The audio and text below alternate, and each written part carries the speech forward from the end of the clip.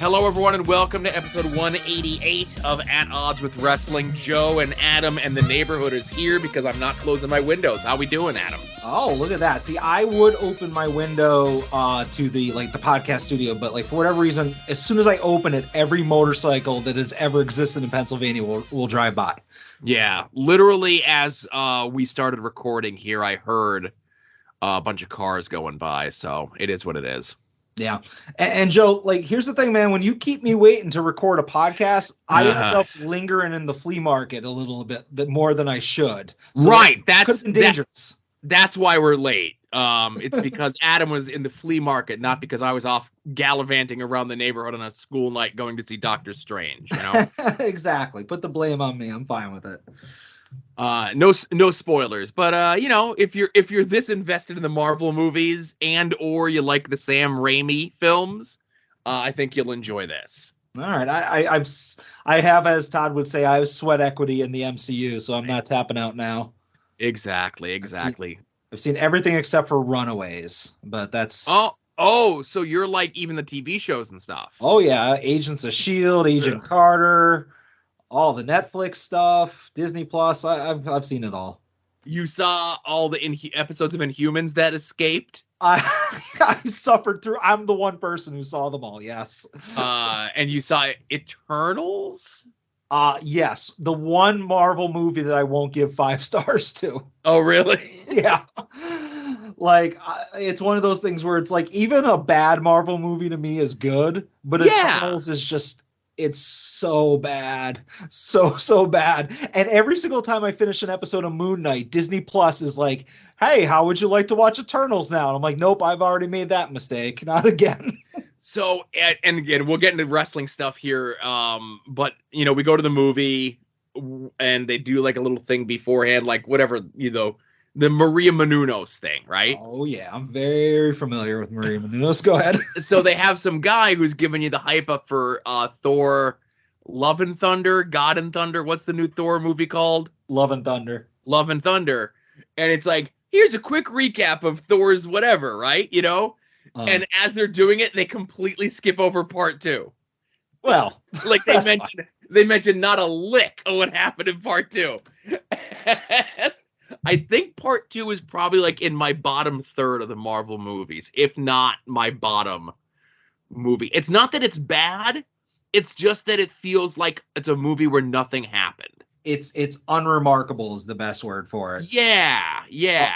And again, thank you everybody for joining us for this impromptu episode of Porch Talk. But I feel like there's a small handful of Marvel movies that I have only seen once, and it was in theaters, and I've never watched again. And Thor 2, Iron Man 3, Ant-Man and the Wasp, those are movies that I would say, all right, they're better than Eternals, but I don't need to go and see them again unless I'm doing some massive rewatch, which I'll do one of these days. Yeah. Well, when they're all on Disney Plus, they don't need our plugs, but Amazon does, and we'll mention that later. But next time you and Todd get on the porch, you guys can do your power rankings of those movies. Will do. All right. So enough of that. Let's get into this. And now, At Odds with Wrestling presents This Day in Wrestling History. Hey, this day in wrestling history, a bunch of stuff happened. No, I'm kidding. We're going to get into some of the stuff because it's actually pretty interesting. All right.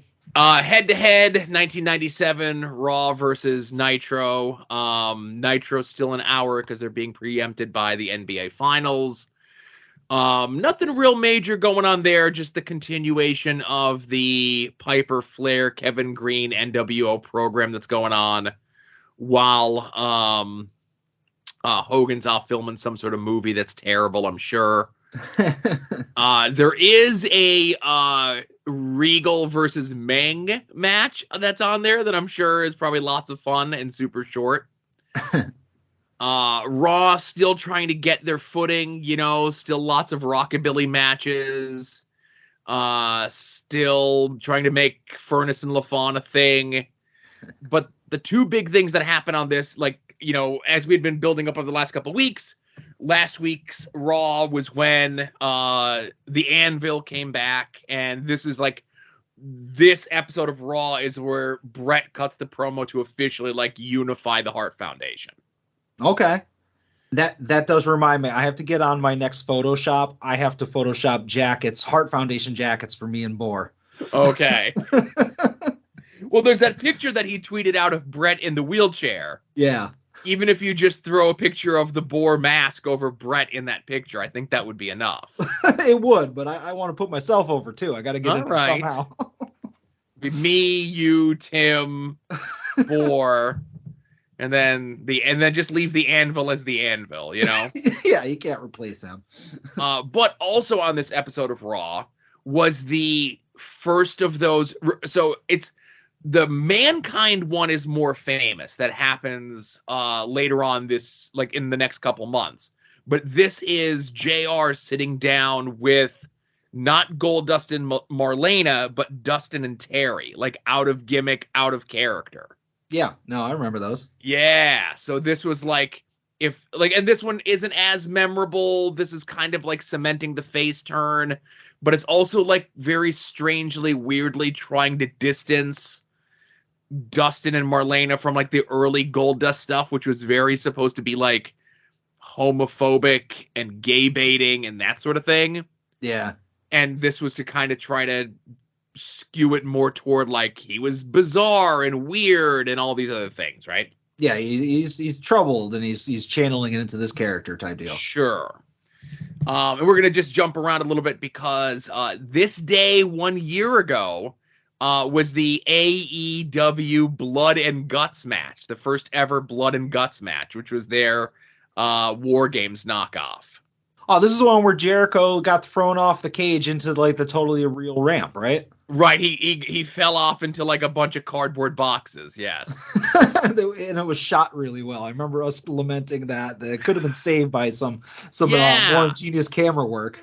And yet another Jericho finish that can never be shown again because of how bad it is. In his AEW career, there's at least 3 that were like these huge, big, defining career moments.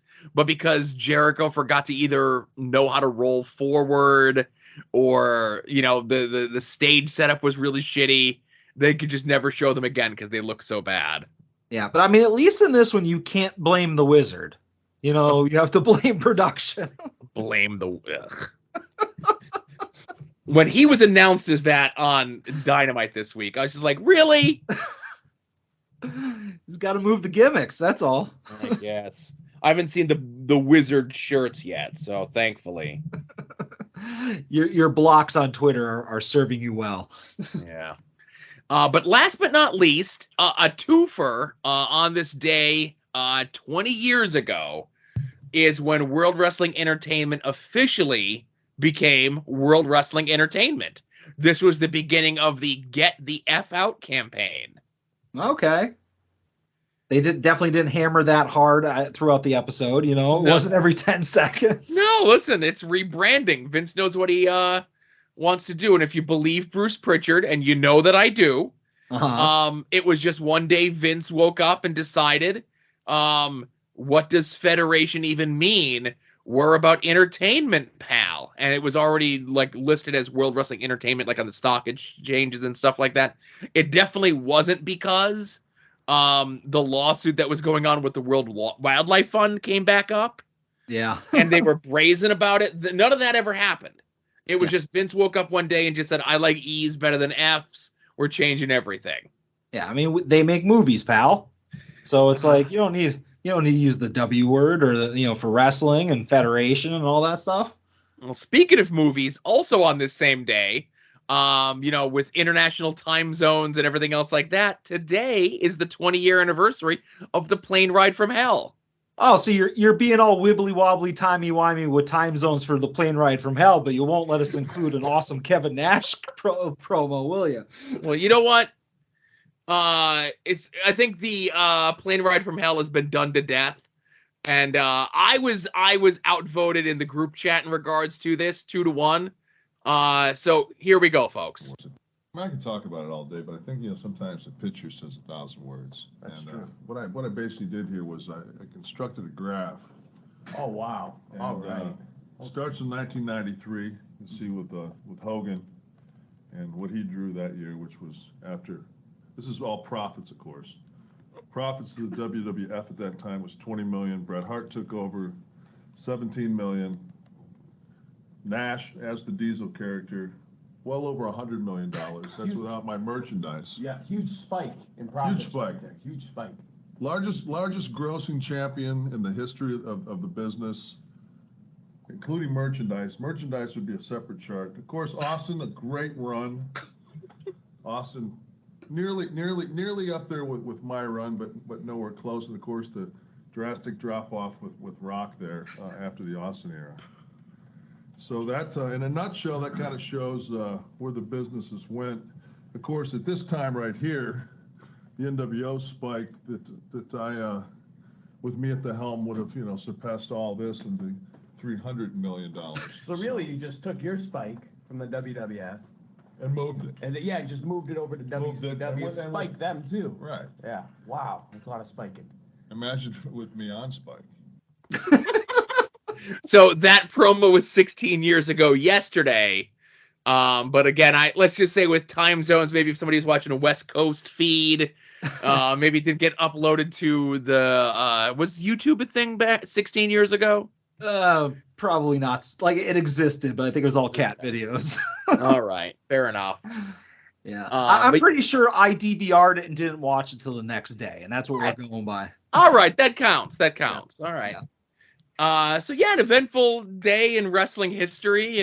Some people like to ignore history because of new people signed onto their podcast network. Not us. A lot of other stuff happened on this day, but it's smaller stuff. It's weirder stuff, whatever. And when there's a ton of stuff, I always like to hit the big stuff, and the 1997 head-to-head stuff I always think is fun. So hey, Adam, let's forget about the distance past, and let's look at the last 7 days. What do we want to talk about? All right, I have a couple things, but I'm gonna start small and work my way up, I feel like. And I want to just talk really quick about on AEW. What a surprise. I'm an AEW stan, apparently. Is there was a promo with Hangman Page where he came out to talk about CM Punk. And the promo itself was fine. I'm not going to criticize that. But Hangman comes out. He's shitting on CM Punk, which, again, is fine, even though it's your favorite wrestler. And I like Hangman Page. He's a good guy. I'm talking about CM Punk. Oh. Yeah. And, Hangman's basically like, oh, we're not going to have a masturbatory Bret Hart tribute. And obviously the crowd goes, and I thought that was a babyface move, crap it on Bret Hart, but crowd did not like that. They did not like the fact that Hangman was criticizing CM Punk in any way. And it was, I don't want to say he was booed out of the building, but Hangman was definitely treated by the crowd or wherever the hell they were as the heel. And it brings me to a question for you. Is CM Punk more over with the AEW crowd than Hangman Page? And Hangman Page is a homegrown guy that I thought was untouchable to the crowd. Unless he started murdering puppies, that there was no way you were going to get him to be booed. And I could almost get I don't know, you put him in there with Danielson or something like that, or just Orange Cassidy, okay, maybe you're going to get Hangman to get booed. But I was really, really surprised that CM Punk was enough of a babyface with the AEW crowd to get Hangman booed. And I just kind of want to get your take on that. Somebody had to play subtle heel in the match.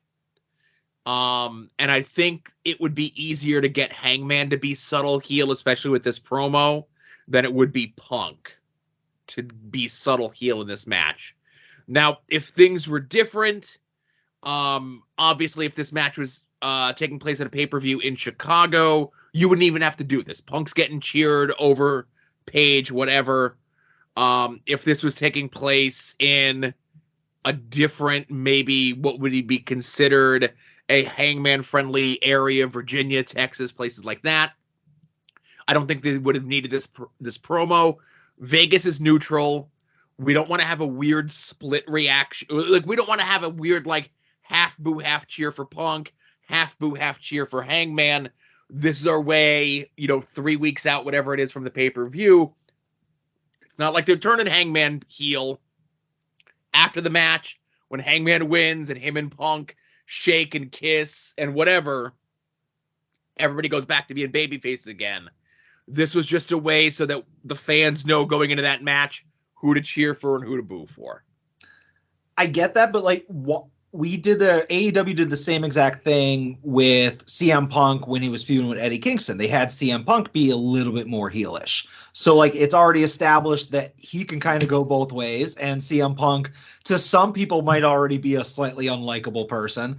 And it doesn't make any sense to have Hangman be the guy that's teetering, especially if he's the champ. He shouldn't have to acquiesce or accommodate CM Punk. Well, I agree with you to an extent. And again, I know you poke me a little bit about being a big CM Punk guy. But with the Punk and Eddie Kingston thing, there was no stopping Eddie Kingston. You know, like they did have Punk come out and be a little bit more of the heel in those promos. But even if Punk came out kissing babies and giving everyone his shoes and puppies in the front row, as soon as Eddie Kingston comes out, he's getting booed. Eddie's on another level. More than your champion? Yes. Maybe that's the reason why Eddie doesn't need the title. Okay, maybe. I'd like to see Eddie have the title. I'd like to see Eddie have a lot of things. But and it's so weird to say that, like, you can't compare their world champion that they've been building for the last 3 years to Eddie Kingston. That's, it's completely different. But, it kind of is. Yeah. All right. I was wondering if it seemed as odd to you as it did to me. It just kind of seemed like out of right field, and I get the reasoning behind it. But like, if you're going to do that, and I don't think it's necessary. I think with this AEW crowd, you can have both of them getting cheered like crazy. It's like somebody doesn't have to be booed. I reject that mindset for like a big title match. So I think even with, we've discussed before how AEW is kind of reteaching us as wrestling fans about this sort of thing. Mm-hmm. I think doing a straight up babyface match as your main event of a pay-per-view, it still has a negative connotation in it. So you need to have someone at least play the heel character going into it. Like I said, definitely it's not a Hangman heel turn. I don't think that was anything. It was Hangman coming out, and there was people analyzing the promo of like, you could tell from this look that Hangman gave that at first he wasn't sure of his words, but then by the end of the promo you could tell he believed everything. And I'm like, come on, guys. Thank God I don't care enough about anything to be that critical. Right, exactly. All right, what do you got? Well, this past Friday was the first in what is rumored to be in a long line of releases from the World Wrestling Entertainment. A lot of them were folks that are in NXT, maybe folks that we haven't seen on TV. Some names that if I said them to you and if I wrote the names down and gave you pictures and said match these names to these pictures, I assure you that we would go 1 for 6 on on a couple of them. Yeah, especially considering your spreadsheet's just completely outdated. Right. The spreadsheet's long gone. But I don't even think this is the full list that I have here in front of me on the screen, because this list does not include what the hell was it? And again, it's so bad that I forget his name already from Sam Shaw. What the hell was Loomis? Dexter Loomis. Dexter Loomis got released. Persia Parada, who were in an angle together. Yeah. And the other parts of like the angle that they were in, which were couples, even married, are still in the company. Oh, wait, Persia Parada is Indy's friend? Yes. Oh, okay. I just know her as Indy's friend. Well, listen, again, spreadsheet hasn't been updated since October. That's on me, right? Yeah. Harlan has been released. You remember Harlan, don't you? No. Harlan was the big bald guy that stood next to Joe Gacy. Oh, because Joe Gacy started getting spooky. Yeah, that's right. Right. Joe Gacy now has druids for some reason. I have no clue. But the two big ones I would say are Dakota Kai and Malcolm Bivens. Yeah. Stokely Hathaway, Big Stoke, call him what you will. Now, the word on the street is that those two were offered contract extensions back in February, and they said thanks but no thanks. So they kind of knew the release was coming sooner than later. Okay, at least they weren't blindsided. That's good. Right. Now, granted, because they're NXT people, I think they have 30 days or whatever it is. And you just saw the outpouring for for all of these people, but specifically for those two. Dakota Kai was such a huge part of NXT for a very long time. Stoke has been in the system for a very long time and is just such a creative force. And I say this as someone who I consider a friend. And I would say these things, and it's not like, oh, Joe's saying these things as a buddy. You take me out of this, and you look at the general populace that is aware of Stokely Hathaway, Malcolm Bivens, what have you, and they say the same thing. I'm just very lucky that so many of my friends are really super talented. Oh, shucks. You don't have to include me in that. I was going to say present company excluded from that, but I'm sure they're both going to land on their feet, but this is just another reminder. These are people that moved across the country, moved from another country. I think Persia Parada, and I forget what her shoot name is, but again, I think Monday of last week, she was tweeting out pictures of the new house she just bought, and then Friday she's released. Yeah. And these are people that, because of being hired by WWE, because of the pandemic, because of both, who are foreigners, New Zealand, Australia, etc., they haven't been home to see their family in years. And now the world's not open back up fully just yet. They're essentially stuck in a foreign country with no job. Yeah. And who knows what their green card status, their immigration status is. I don't think WWE was helping with that. I have no idea. It sucks. It sucks to see anyone lose their job, but it's good to see so many of them out there hustling, that are looking to still be involved in wrestling. And, there are people who I think were, and I don't follow Instagram, but there was a couple of the names on the list that they're like, yeah, wrestling wasn't for me. This sucks. I'm done. I'm going to do something else. Yeah. I mean, you'll have that with some of the people that were athletes or models that just got scouted and brought into the performance center because, they were doing that at the time. They were that was the mandate. Go find pretty people, go find athletes, and we'll teach them to love wrestling. Yes. So you don't feel so bad about that. But the other thing is, if the people who do want to go and hit the other promotions, whether it be specifically the no names, I don't mean no names, but the people we don't recognize, it's where do you catch on? Because it's we can't say, oh, well, hopefully AEW takes them. Hopefully TNA takes them. Hopefully, there's only so many spots. And we've already seen what AEW has become, where it's a lot of NXT guys. And that's sometimes a good thing, sometimes a bad thing. But I just want to talk about Dakota and Bivens real quick. Dakota Kai, and this has been said on Final Wrestling Place when those jerks went and scooped us like they always do by recording earlier, is that Dakota Kai is one of the biggest female dropped balls in WWE history. She was a top NXT performer back when that meant something, and the fact that she never got a main roster push and kept on getting jerked around with stupid characters. And it was being shared on Twitter a lot this week.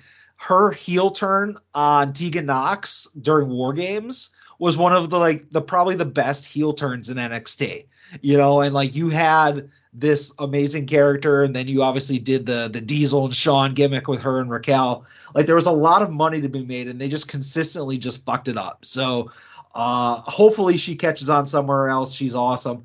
And as far as Bivens go, I don't have the attachment to Stokely that you do, just from not knowing him, but everything I've ever seen of him, on just whether it be a video clip that he releases on YouTube or the parking lot brawl with Orange Cassidy or just worded tweets, if that makes sense, have all been hilarious.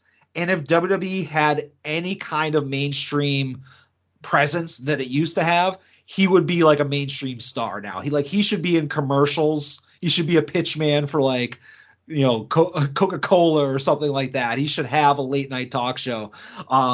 People should be knocking down his door to get him somewhere, in addition to wrestling, because he's just that entertaining. I think somebody had pointed out when he released his video announcing his departure, and as we speak here, it has about 285,000 views. But I think maybe within the first hour, somebody pointed out that it had over 100,000 views, which at that point was more viewed than any of the YouTube clips from that previous week's NXT. Yeah. It's just them not recognizing that they have a talent, Yeah. And, we talk a lot about like meme wrestlers and that sort of thing. And I would never consider Stokely a meme wrestler. I would consider someone who understands how to use social media probably better than 99% of people involved in wrestling. Yeah. And you look at and this is, bear with me on this example, but if you remember like Enzo and Cass, when they were in NXT, they were super over super quick because it was an entertaining gimmick. So they're like, let's get them to the main roster as quick as fucking possible. Hit Row, when they were in NXT, they did not have a very long run in NXT. Swerve Scott won the United States title and then, or not United States, the North American title. And almost instantly they're like, oh, we're bringing them up to the main roster because this is a hot act and we want to get this in front of a national audience. That should have been Stokely, whether it had been with Diamond Mine or bringing him up and hosting like a Raw talk show or something like that. Somebody in that company should have recognized how entertaining this guy is and been like, all right, whatever with the Diamond Mine, let's have Roderick Strong run that. Who cares? Let's get this guy to the main roster quick because we have something. And I don't understand how you can have that many people in quote unquote creative, that are producing these shows, writing these shows that aren't recognizing that. And I get that the Diamond Mine manager might not have been the most charismatic representation of Malcolm Bivens, but they're not looking at his Twitter. They're not looking at any of the footage that might have resulted in them hiring him in the first place. It just seems like one hand doesn't know what the other one's doing. Again, not a unique take. I think everybody knows that. Right. And then you mentioned Roderick Strong, and it came out, in the last couple days as well, that Roderick Strong's asking for his release as well. Yeah. And they said no. But I also read, and I could just be reading stuff on Twitter, but he just re-signed recently and now he's asking for his release.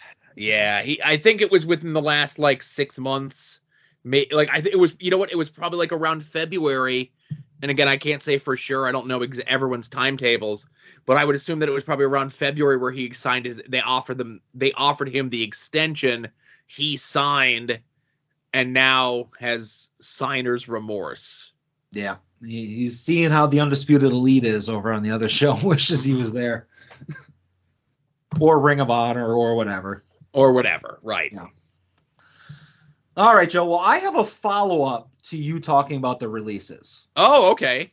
And I knew you would talk about the releases, so I don't have them in my notes. But here's the thing. Another podcast in the soon-to-be-named network, We Need Wrestling, one of their best segments, in my opinion, was when they used to suffer through watching NXT. And that has since gone away. They claim that it's because it makes them sad, and I get that. And they have replaced that segment with them talking about Japanese wrestling, All Japan, New Japan, all that stuff. And here's the thing, Joe, I am a huge, huge, huge Japanese wrestling fan. So everything that they talk about, I already know about. So it's I'm I get it, guys. You're very good at this. It's entertaining, but this is all old news to me. I've caught up on this. I read the dirt sheets. I watch all the Japanese shows live. So I feel like I have a duty to our listening audience for just this week to give everybody an NXT recap. Oh, I thought you were gonna explain to us what promotion. Since you're a Japanese wrestling expert, what promotion? I didn't include it in the this day in wrestling history. Would regularly have a show on May 5th of every year. See, I know the answer. You know the answer. I don't want to bore anybody with me going into great detail on that. But anyways, I went and watched NXT this week. This is a long way to get into this, but I watched NXT this week. I don't want to say in its entirety because I gave it a little bit of the case of the fast forwards here and there, but I wanted to kind of see to the best of my abilities how the releases were handled. And just I wanted to get a lay of the land, if you will, of what NXT looks like currently. And I generally, at this point, like ever since they went to 2-Point Glow and I've given up on it, I will just turn it on and maybe fast forward, make sure Cora Jade's okay, and that's about it. But this episode, I watched all the little vignettes. I watched a little bit of the matches. And I just want to real quick give you some bullet points. Very early in the show, Wendy Chu turned up at Mandy Rose's tanning salon where Mandy was getting a tan. And Wendy Chu turned the tanning bed up to its highest setting, turning Mandy Rose into basically a lobster. So that is your opening vignette. You also have Indy Hartwell staring at her empty ring finger, kind of like forlorn and sad. No reference to why she's doing that. And then the guy who used to be the poker player came and like kind of hit on her, and she was like, no way. So they're totally going to hook up. We had a promo with Roderick Strong, who totally definitely wants to still be there, leading the Diamond Mine now.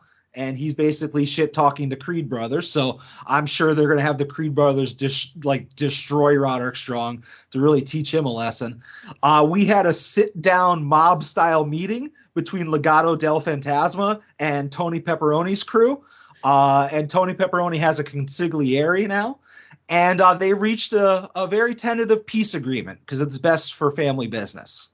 We had a match between Natalya and Lash Legend versus Cora Jade and Nikita Lyons. And that match was everything you would think that a match involving Lash Legend would be. And I'm pretty sure Cora Jade won, so good on her. Now, in what is possibly one of the greatest segments of television to ever air, we had, once again, Wendy Chu and her friend terrorizing Toxic Attraction. This time, Gigi Dolan and the other non-Gigi Dolan went to the beach. And the Gigi Dolan and the other one went out into the water, you know, in full bikini. It was a lot of slow motion running, so kudos to the direction of that. And Wendy Chu and her friends stole not only Toxic Attraction's flip-flops, but they also stole the car keys.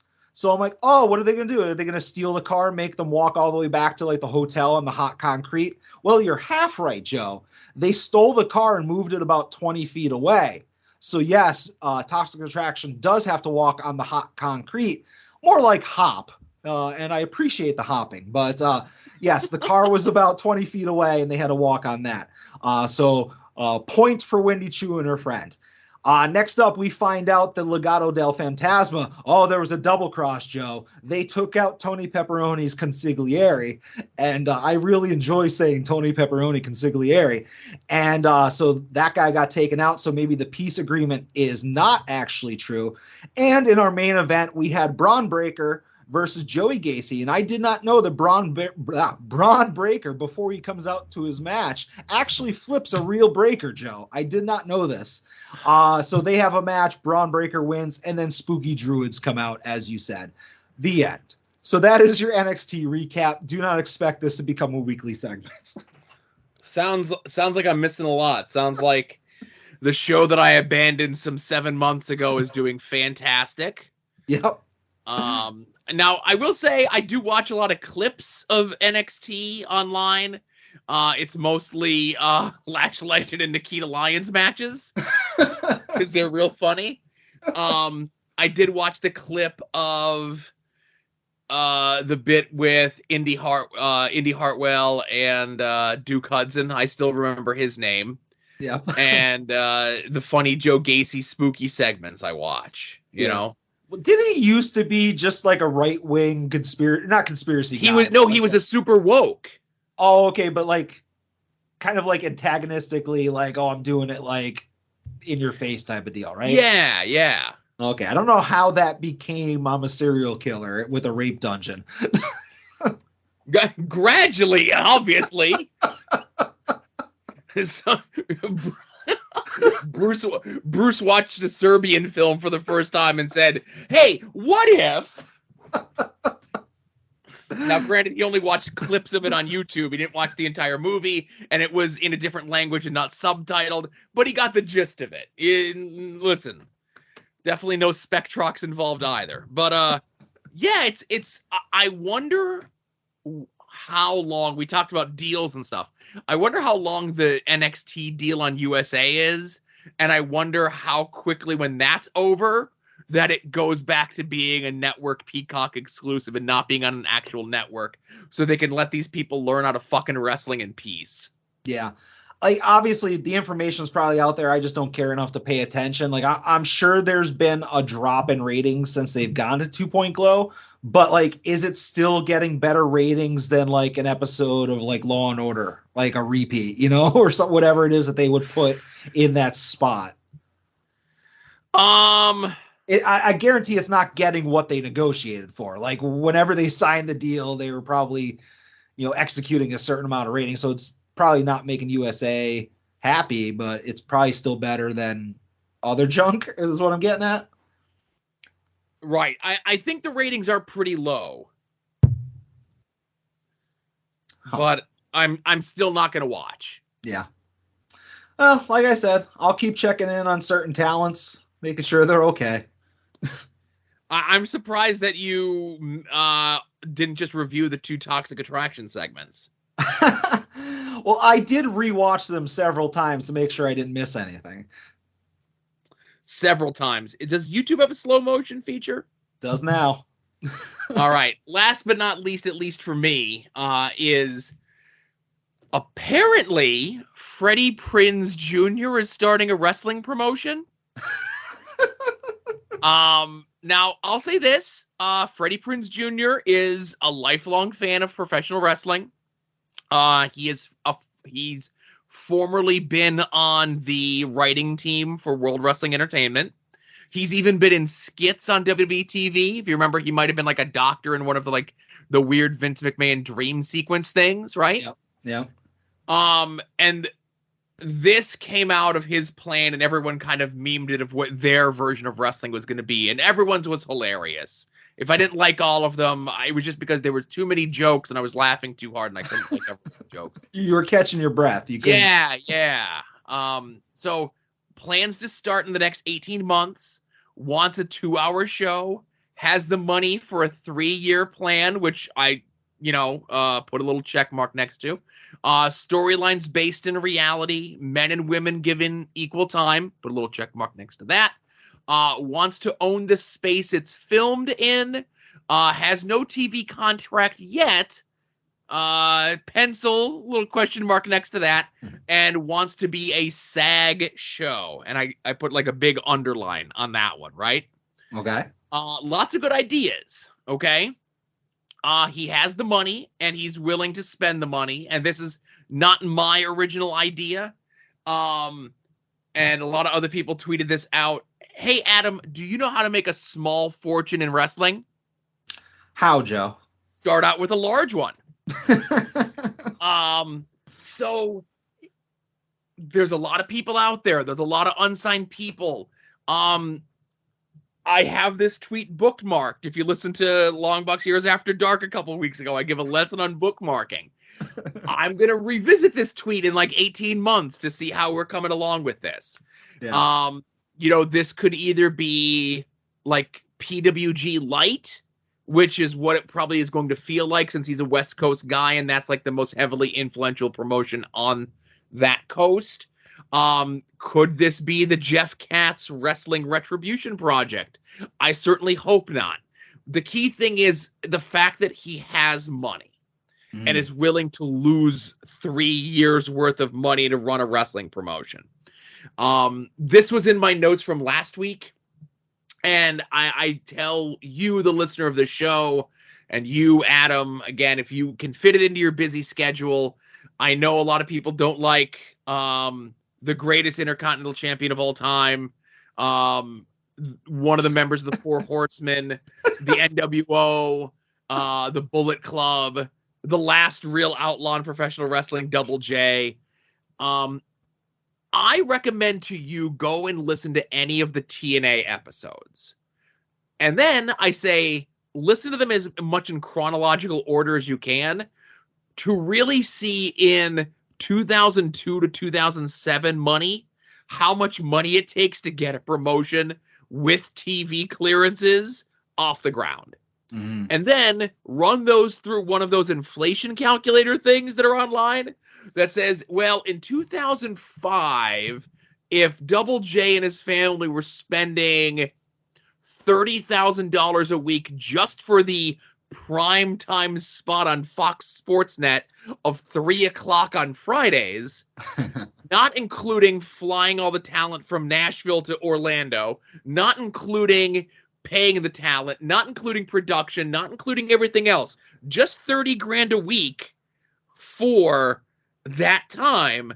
And then you do your gazintas there, and then you multiply whatever that is weekly, and that was only an hour show, so that's probably doubled inflation, and then it's a 3-year plan. I'm going to guess Freddie Prinze Jr. is looking to just burn $10 million. Yeah. And today I learned Freddie Prinze Jr. has $10 million, right? Well, actually, if he's willing to burn 10, he's probably got 20.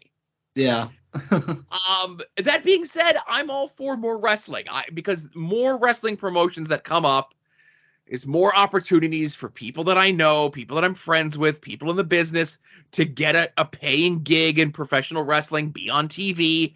And if he's serious about getting these people listed as SAG-AFTRA things, and it goes getting them as SAG people, which means they get union dues, which means they get insurance, which means they're guaranteed certain working hours and certain working conditions, and all those things that come with being a SAG produced thing. That's going to be a game changer. That's going to be something that all the other TV products are going to have to do or possibly lose people. No matter how nice an AEW contract is that you only work 2 times a week, if that, it's light on travel. They're easy to do whatever with you. But the Freddie Prinze Jr. promotion is going to get you in SAG, Mm-hmm. A lot of people have done a lot worse for a lot less to get into SAG. That's all I'm saying. So it's going to be interesting to see how that one shakes out in the next 18 months. Yeah, and plus it's another belt for Broski to win. Well, he already lost one of them. He needs to replace it, Yeah. And obviously there's a lot of, you mentioned Impact, TNA, there's a lot of promotions that have a home base, and Freddie Prinze says that he wants to own the space that it's filmed at. He wants to own the home turf, so to speak. But for whatever reason, I just cannot get the image of Wrestling Society X out of my head. Sure. Especially because it's we're going to have everybody with the SAG card. We're going to have real life storylines.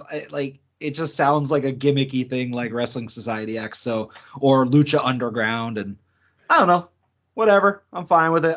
If it happens, great. If it doesn't, I don't care. I'll forget about it after this show. Right. But that's all I have, Joe.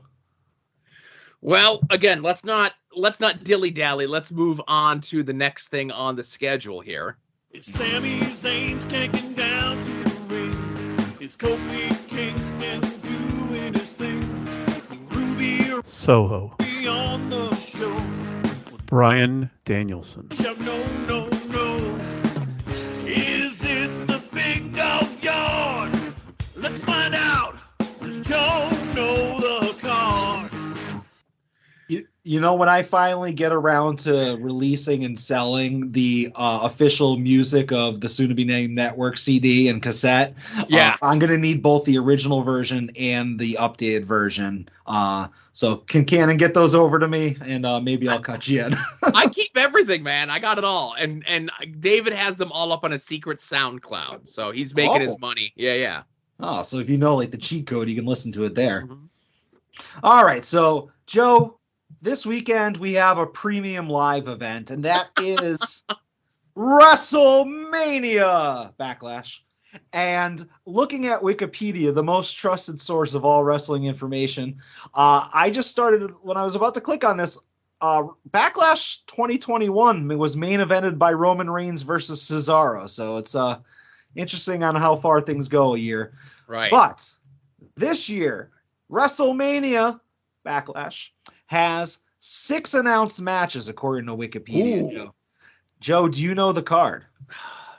I was in my mind for some reason was going to 8. Nope. And I don't know why it was going to 8, but 6. Unless something changes tomorrow on SmackDown. As of right now, there are only 6 official matches. Okay. So I know main event is a 6-man tag of the Usos and Roman Reigns against Drew McIntyre and RK Bro. That is correct. I know that there's another match on the card as well. There's at least 5 of them. There's at least 5 other matches on the card. Edge versus AJ Styles with Damian Priest barred from ringside. That is correct. Okay. I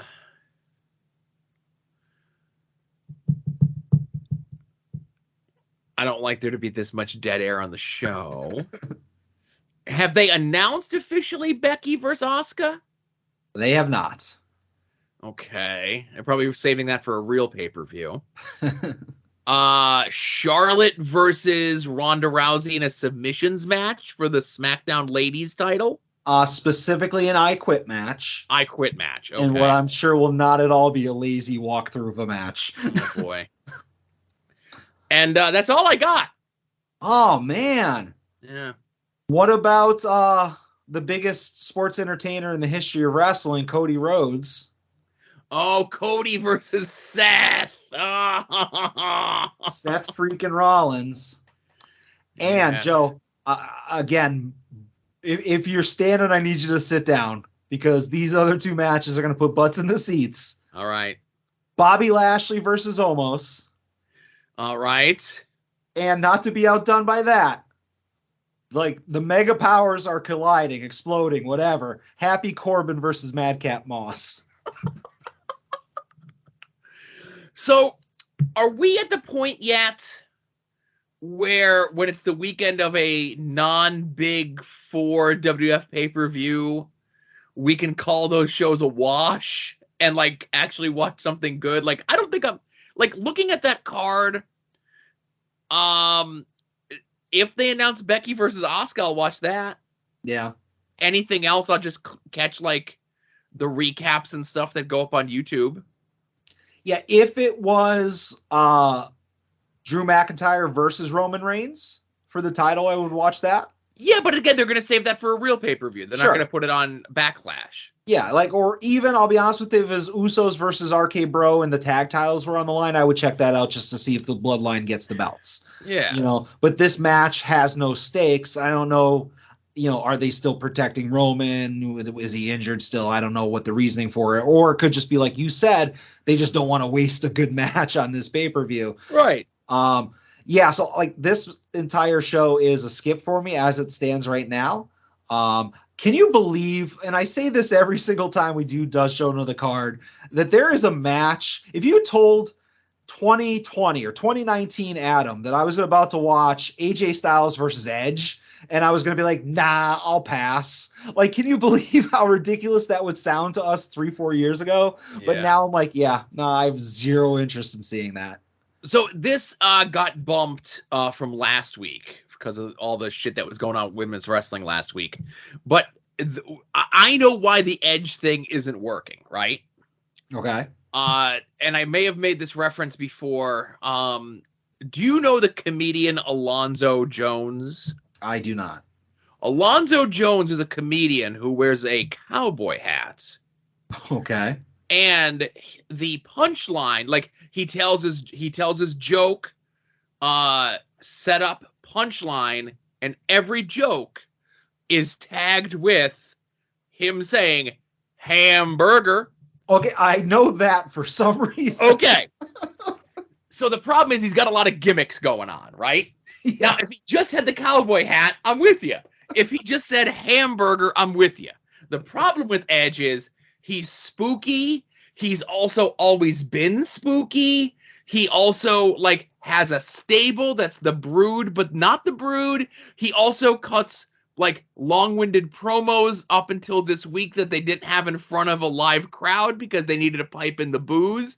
But he also cuts like local sports teams and fat and toothless stuff. It's too many heel gimmicks all topped on top of each other, and that's why none of them are working.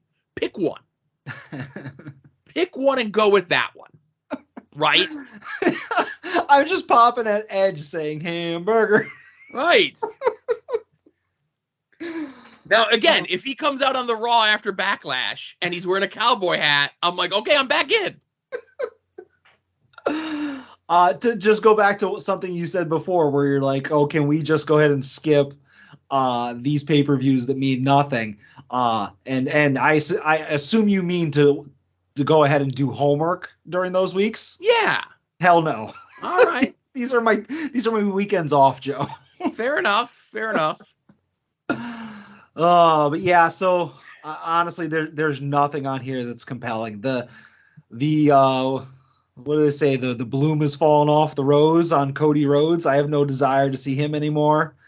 I watch his promos, and I watch him on like the Raw like talk or whatever, because I love watching Cody try to imitate how humans act. It's I love it. It's amazing, right? He's a very pedestrian wrestler, you know, the 3-star general and stuff. But there was a bit on Raw Talk. Is that what the post show that's on YouTube is called?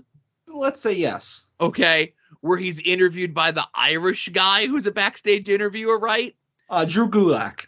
No, that's on that's on SmackDown. This is an Irish guy. And then when Cody starts trying to be personable to him, and he's like, "Oh, you have an accent. Where are you from?" And he's like, "Ireland." He's like, "Oh, where in Ireland are you from?" And then they just I'm supposed to be promoting this match with Seth Rollins, but now I'm trying to show you that I'm a human by having an actual conversation with the interview man, and now I got to go back to promoting a match. And somebody else pointed this out, and Cody mentioned it in his promo, and the deal with Miz and Austin Theory and Mustafa Ali, right? Where Austin Theory comes out and he says that he spoke to Vince, and we don't see Vince on TV anymore after he expended all of his human life force at WrestleMania. They have to put him back in the hyperbaric chamber to charge him back up for SummerSlam. Back to tank. They put him in the back to tank. Oh, if anyone has a back to tank, it's Vince. So Austin Theory says that he talked to Vince, and Vince had from the previous week's Raw the loss that the Miz had against Mustafa Ali stricken from his record. Do wins and losses mean something again in WWE and nobody told me? Dude, how great would it be if, and only Cody, but if Cody came out and it said 2022 record, overall WWE record. He just lifted everything from his AEW run and brought it over here. Yeah. But you know what? And that's the thing. Cody being human, I'll be watching the Broken Skull session thing, Yeah. I think that's this weekend with him and Rock Hard Johnny Austin. And I'll say this. Anytime anyone tweets out the meme with Austin acting all surprised in regards to the interviews, and the meme because they're all different, those I'll like because those are actually funny. Yeah. And I saw Austin and Cody recreating the Cody listening gif on Twitter. All right, Joe. Well, you know what? Enough of this terrible wrestling. Let's talk about some good wrestling, and that's the homework I assigned you.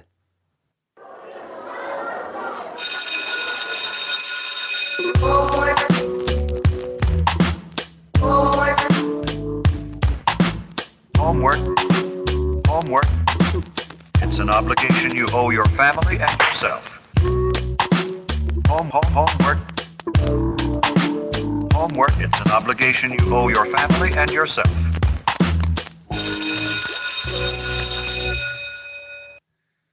So, go ahead. So, Joe, your homework this week was Nightmare Factory Showcase, Episode 5. Maybe the last one, maybe just the fifth in a long, long, long line of Nightmare Factory showcases. We do not know. For all I know, they could have 100 of these in the can, and we could just have content for years and years. We shall see. Go ahead and read the review that our friend Mass Library put up on Twitter. I might have broken him on this one. This was, as far as he's concerned, the worst of the Nightmare Factory showcases. But we'll see what Joe thinks. Yeah, so Kevin, you can go read his rundown of this over at masklibrary.com. He says, I don't know who's to blame for this week's assignment, right? Yeah, I didn't get that line. Yeah, I think I know who to blame. But so here's the thing there, right? Was this show good? No. Was this show bad? In parts. Was this the worst of the 5 Nightmare Factory showcases that we've watched? Yes. But it wasn't because of the in-ring product. It's because of how lazy they've gotten with the production. Oh, yeah, it's so bad. So, this is supposedly filmed, and it's not officially an AEW thing, but there's a lot of AEW people involved. Cody before he left, QT Marshall, so on and so forth. There was Nightmare Factory showcases where we had like Dark Order people showing up, and we had -1 showing up, and we had all this other stuff happening on these shows, right? They had enough people showing up for these camps that they were able to do like multiple tag matches, a women's match, and a battle royal. I think the bloom is off the rose with people signing up for these. Yeah. So that's why I think they're kind of getting shittier and shittier. But it's more so the production. So this was a 3-camera shoot, and I know it's a 3-camera shoot because if you watch on the left-hand side of the screen, there was a guy filming who was standing on the apron the entire time, and they never used his footage the entire show. And there was also a guy on the ground on the right side that was filming, and maybe once a match you'd get 5 seconds of his footage. Right. So this is an old non-Smart Mark video mid-2000s indie that essentially just set up their hard cam and hoped for the best. Yeah. And the hard cam, for whatever reason, was like it was sitting in a chair at ringside. So it was like looking up at the ring, which is a weird angle. I'd rather you have an extreme look down than like an angle that's that low. Or something to make it look different, at least, Yeah. Different good, not different bad. Yeah. And my theory, just as far as the footage goes, is it seemed like, when it did cut to the hand cam footage, it was a lot of focus. Well, actually, when it wasn't recording the ground or the guy was running around the ring to get in position, that wasn't edited out for some reason. But it seemed like the hand cam footage was focusing on one guy. And the only thing I could think of was one of these guys is recording one wrestler and the other one's recording the other one so that they can use it to like get better and look at their film. But even that's a stretch, Yeah. I think the guy on the apron who they never used his footage of, either they fucked it up and it was unusable footage, or he was just pretending to film and they never put actual like a tape in the camera.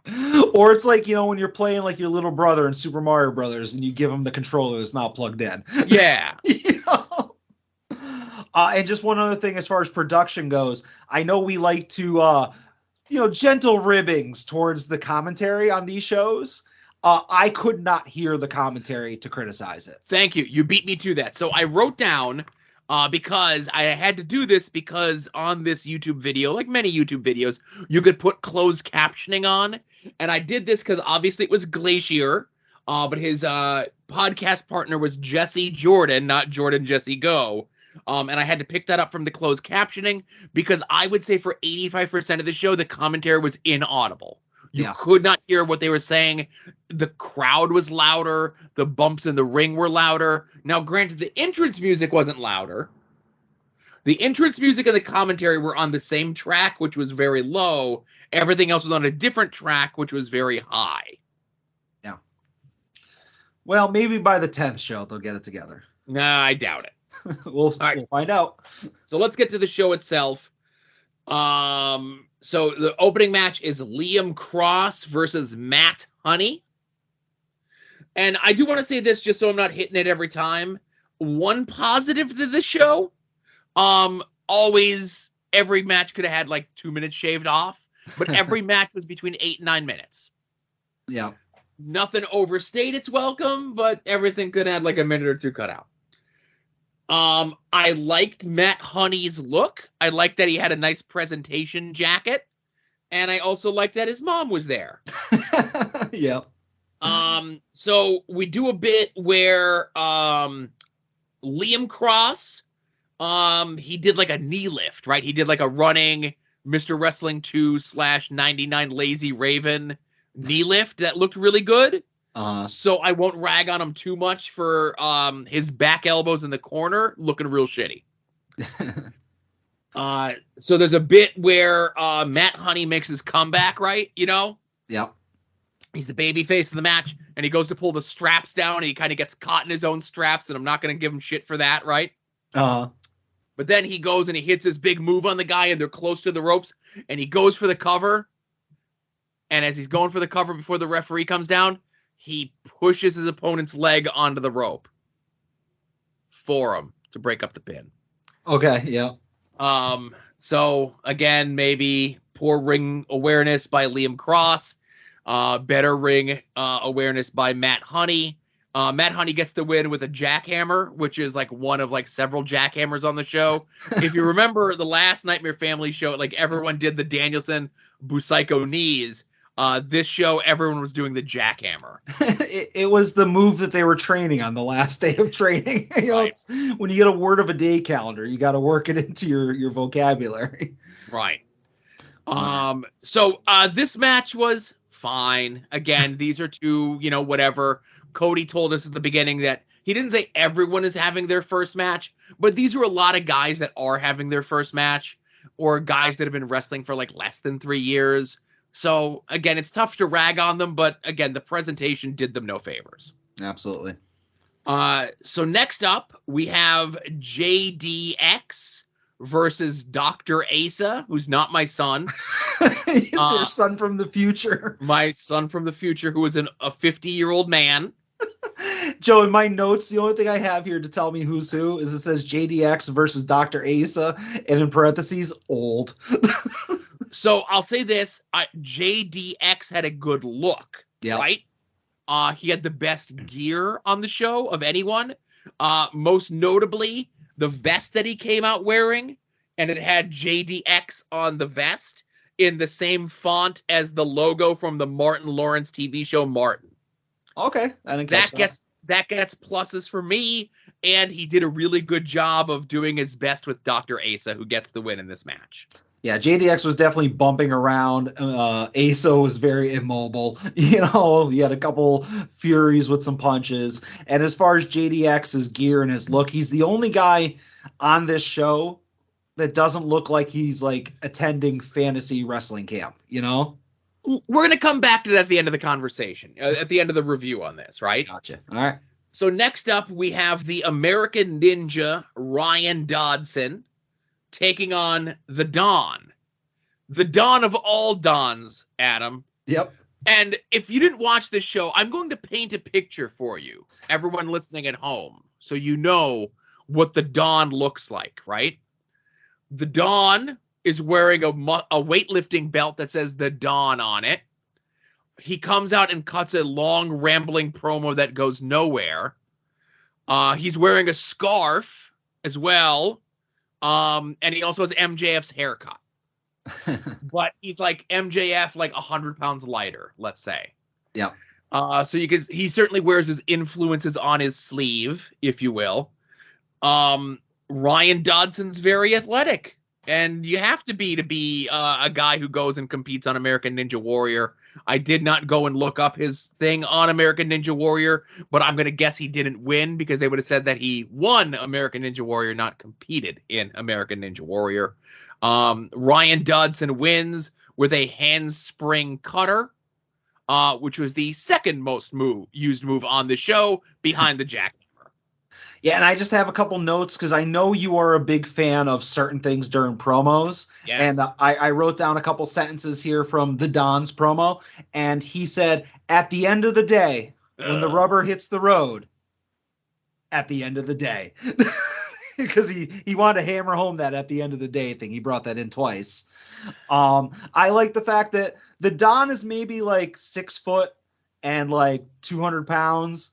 And like, nah, I'd say he's like maybe like pushing 170. Yeah, 170. I think they build him as 200 pounds, but like he's like a foot and a half taller than Dodson.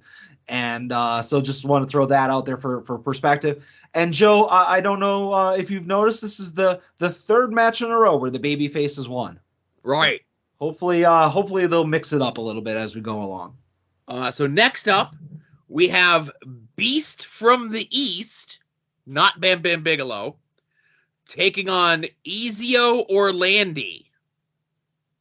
That's Ezio for you to say. Beast from the East was definitely not good. There's a part of the match where Ezio Orlandi gives him a drop kick, and he's supposed to like do the bump over the top rope, and he kind of gets like stuck, and then it's like a 3 Mississippi after he's taken like a step or two away from the ropes, and then he just like crawls to the outside. Yeah. And now you mentioned production. I sorry to interrupt here. So obviously production is terrible the entire show. But when the Beast from the East comes out of the little entrance tunnel, the curtain, whatever, I said to myself, I was like, holy shit, they actually have like a legitimate big guy. Because it was just shot from like a lower perspective that I was fooled for a minute. Yes. And then he gets in the ring and like his chest is up to the top rope. And I'm like, oh man, that's an optical illusion. I thought this guy was 7 foot tall. And then obviously his opponent, Ezio, is like maybe 5'8".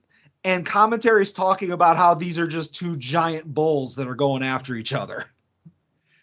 Now listen, the indies these days, if you're listen, if the boar could get away with being 6'5", and we've convinced him that he could say that he's nearly 7 feet tall, listen, I say that's good enough, right? Yep.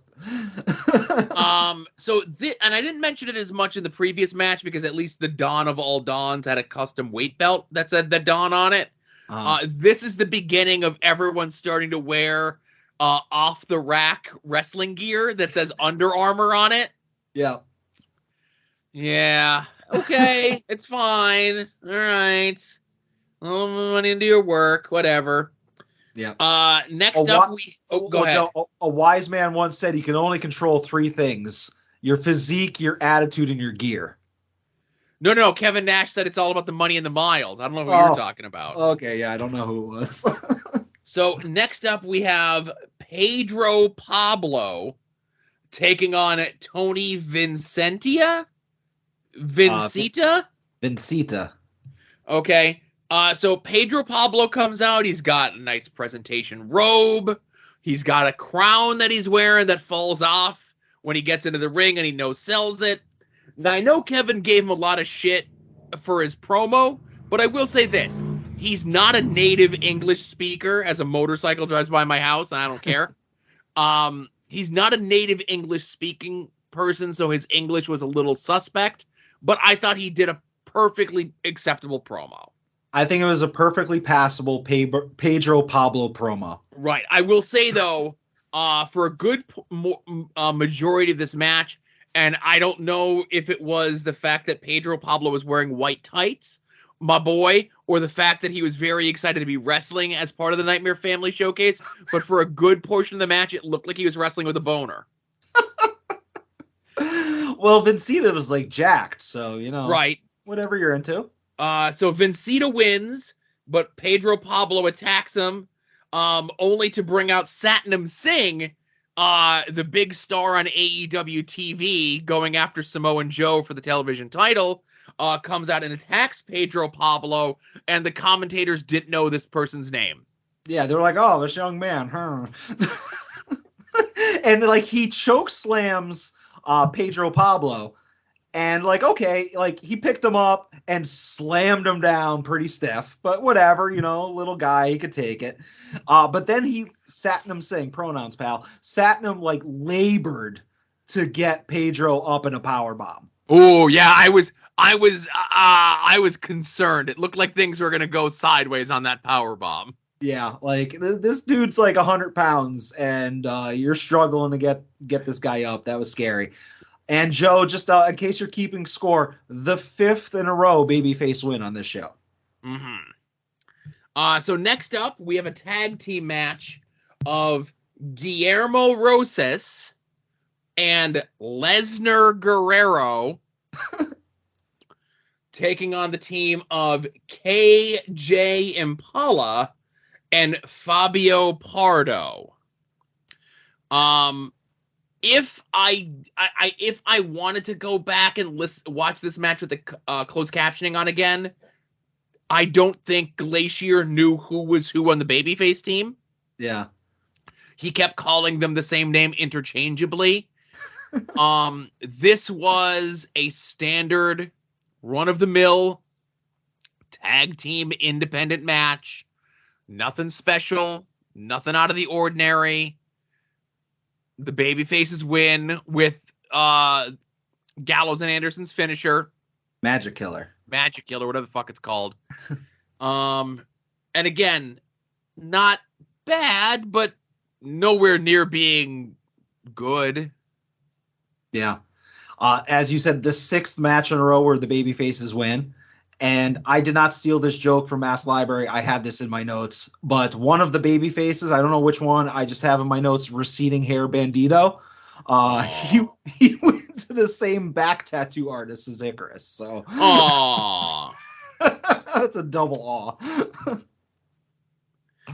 awe. So then we have the main event of Nightmare Factory Showcase Standout. And I saw people that lie to themselves and say that these are good, say that he's almost like the final boss of these shows. Dean Alexander, accompanied to the ring by raffle winner J.W. Kirkland, taking on Cody Chun. Now, this was supposed to be, like, they called it as an even match, but this was more or less just like a Dean Alexander squash. And then there being like miscommunication with like the manager trying to throw in the loaded fanny pack. Speaking of Icarus, getting intercepted by the referee, trying to do the powder in the eyes gimmick, that backfiring on the heels. And then Cody Chun, who we'll be speaking about here shortly, delivering a Cody cutter for the win.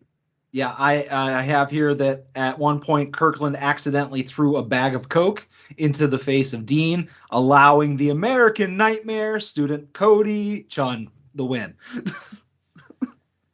So I knew. Oh, go ahead. I was just going to say, and also the 7th match is the 7th babyface win. A clean sweep, Joe.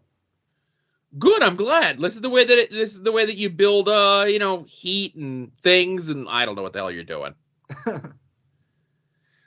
So I knew Cody Chun from somewhere, right? Oh, what did he do? No, it's good. So Cody Chun is like a West Coast guy wrestling primarily in like the Pacific Northwest. He's done a bunch of matches on Dark, actually, going back to December of 2020. But you'd say to yourself, I know who Cody Chun. That's a recognizable name. I would recognize that. Well, he wrestles on there under the name of Sathira Chun. Because we can't have two Codys in the company. This is a company where there's 6 people that have the last name Page. There's 7 people that have the first name Adam, but we can only have one Cody. Because there may be more than one wrestling may have more than one royal family, Adam, but wrestling can only have one Cody. Holy shit! That is very fascinating and telling.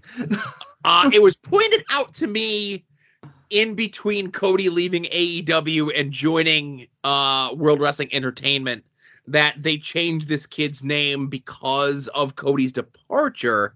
And then I did some digging and I saw matches of him wrestling under that name only in AEW back to December of 2020. So again, like I said, definitely not a thing of like we can't have anyone on our TV named Cody anymore. It's we can only have one Cody on our TVs. I say next time he does Dark, he goes back to being Cody. And they just have him be on like AEW Dark as Cody. He gets a shitty neck tattoo. He gets the elevator. Yeah. Give him one of Cody's jackets he left behind that might be a little bit like too long or the wrong size. Right. Just the whole Gilbert thing going on. But he's actually not bad. I looked up a bunch of his other matches. He's primarily a tag team wrestler out on the West Coast, but he's pretty good. He didn't really get to do much in this match. I felt as though this match was a disservice to what this kid could actually do. Yeah. Obviously, I'll give you your final thoughts in a second, but I do miss, and they haven't been around for a while, and by a while, I mean, I think the last episode was the first one to get rid of it, but I miss the people whose check cleared Battle Royal. They used to end every show. That was always interesting, like for a car crash quality.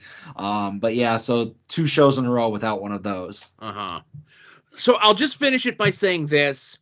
We talked about the Dr. Asa match where essentially this is your rock and roll camp thing. Yeah. Where you go camp. and fantasy camp, right?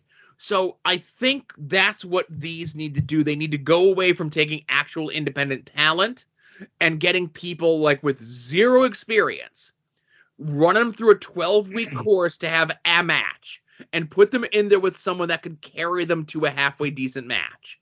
Or like they get to team with Dustin Rhodes to take on Aaron Solo and fucking QT Marshall or something, right? Yeah, and oh god. And they get to do like a double like clothesline spot with Dustin, or they get to they get to do the hot tag and come in and do like shitty clotheslines to QT and Aaron Solo or something, right? Yeah, because they have enough people under AEW contract that they're not doing anything with. This is local in Atlanta. Just turn it into a pro wrestling fantasy camp. How about it's basically like Tough Enough, where you film it as a reality show and you film them being trained, but instead of dangling that carrot of we're looking for people that have the heart, and the desire to become a WWE superstar, you're just looking for people who paid to be there. And for every guy who's always had the dream of becoming a professional wrestler, you just have another a Wall Street banker that had a couple grand to spend, and you film them being trained, and then you get the final product. Yeah, they need to reposition or reevaluate what these Nightmare Family Factory showcases are. Yeah, as an indie show, it's not what it should be. It's not very watchable, which is why I will continue to watch them. But definitely, I think they could tinker with this and do a fantasy camp deal or reality show or whatever. Yeah, there's definitely something there. Just this isn't it anymore, right? Yeah. Plus, I don't know how yours was. I think you probably have a gimmick where you don't get these, but I get multiple ads per match. So on YouTube, so this hour and 27 long show took almost 2 hours to watch, which is unacceptable on the first hand because multiple times I'd come back from a commercial and a guy wouldn't even hit his move and I'd get another commercial and they were all fucking Trump people. It was all I love Donald Trump, and the next guy would be no, I love him more, and that was just every commercial I got. So I don't know how the algorithm thinks that that's something I want to say. Mm-hmm. Yeah, they need to fix that. All right. Yeah, and, you need an ad blocker. Yeah. All right, let's get into calls, huh? All right. First up, Dwayne. Hey guys, this is Dwayne in Missouri calling in with my weekly SmackDown time. It's remarkable that the theme this week was Beat the Clock because they did. Total time 16:52, and I can't tell you a single segment that I watched. I just zipped through and paused for a few seconds here and there to see what was going on. We have a new internet company here in town, and I'm hoping if we sign up with them, I have access to something else. Chat with you next week. Bye. So I talked about this last week that I wanted to do some kind of film of me watching SmackDown. Yeah. So I put SmackDown on. I took my phone and I held it up. I hit record. I hit play on SmackDown, and then I started fast forwarding. But my arm was getting tired. and I think my stomach growled a couple times, and I was like, oh, that was definitely caught on audio, so I deleted it. But the effort was there. So I watched nothing of SmackDown this week. I had no podcast to record or anything like that. We were all home, so we ended up watching the Ryan Reynolds film Free Guy. Oh, what a delight, Ryan Reynolds. Those maybe I should have watched SmackDown instead. But we were done watching the movie, everybody went to bed. I'm like, oh, Rampage is on. I'll watch Rampage live as it's happening, right? Yeah. And then I looked at like all the YouTube thumbnails for SmackDown, and I'm like, I have no interest in any of this. So my SmackDown this week was a big squadoosh 0. Nice. You ever see those novelty candles you can get where like they put somebody's face on like a saint, where it's like, oh, I can get like, here's, The Rock as a saint on one of those candles? Yeah, I've seen like a Macho Man one maybe. Yeah. One of my employees for Christmas this year got me a Ryan Reynolds one of those, and it's in my living room. Oh, okay. Did you piss him off or something? Or? Oh, no, it was one of the greatest gifts I ever got. It's awesome. Okay. Great. Next call. Hello, Anna. It's Arthur MacArthur here. Good old Artie. Well, today is May 4th, and it's the Star Wars Day. This has nothing to do with wrestling, so feel free to ignore this call if you don't want to talk about the Star Wars. But, I'm from a bygone era. I like my old non-talky movies and all of that. But, Chuck Stone convinced me to have a marathon and watch all 9 movies, not including the side ones, in a row. And I have to tell you, why does everyone hate the Phantom Menace? I don't get it. You've got great racing in the desert. You have a really awesome villain with 2 lightsabers. And you got a great performance from that man with the green lightsaber, Qui-Gon Jinn. Arthur MacArthur loves the Phantom Menace, and anyone who says otherwise, I don't know. Well, what do you guys think? Do you even watch Star Wars? And your rankings, I'll go fast. I'll do it off the top of my head. 5, 4, 6, 3, 1, 7, 2, 8, 9. Boom. What about you? Yes, this has nothing to do with wrestling, and I probably wasted everybody's time. But, gotta mix it up for Star Wars Day and all that. Anyway, that's all I have. You guys have a great day, and may the Force, or whatever the hell it is, be with y'all. For someone who loves the prequels so much, he has them ranked pretty low on the list. I'll just say that. Yeah. Right now, no spoilers, but I believe Artie is a member of Team Dom Guarini in the AIW Cybernetica that I have to hopefully watch soon after this recording. Yeah, well, make a note for yourself. We're going to talk about that afterwards. Oh, all right. I'm going to note that down. So I'll just talk for myself. I grew up loving Star Wars. So, like, I'm, despite the fact that myself and Arthur MacArthur are technically the same person, I am on paper older than him. So, like, I went to see The Phantom Menace in theaters when I was in high school, and I was super, super pumped. Like, I was like, this is gonna be amazing. Like everybody who, remembers that era. So, like, coming out of the movie theaters, I don't think I hated it because I was like, this is great. This is another Star Wars movie, and I love Star Wars.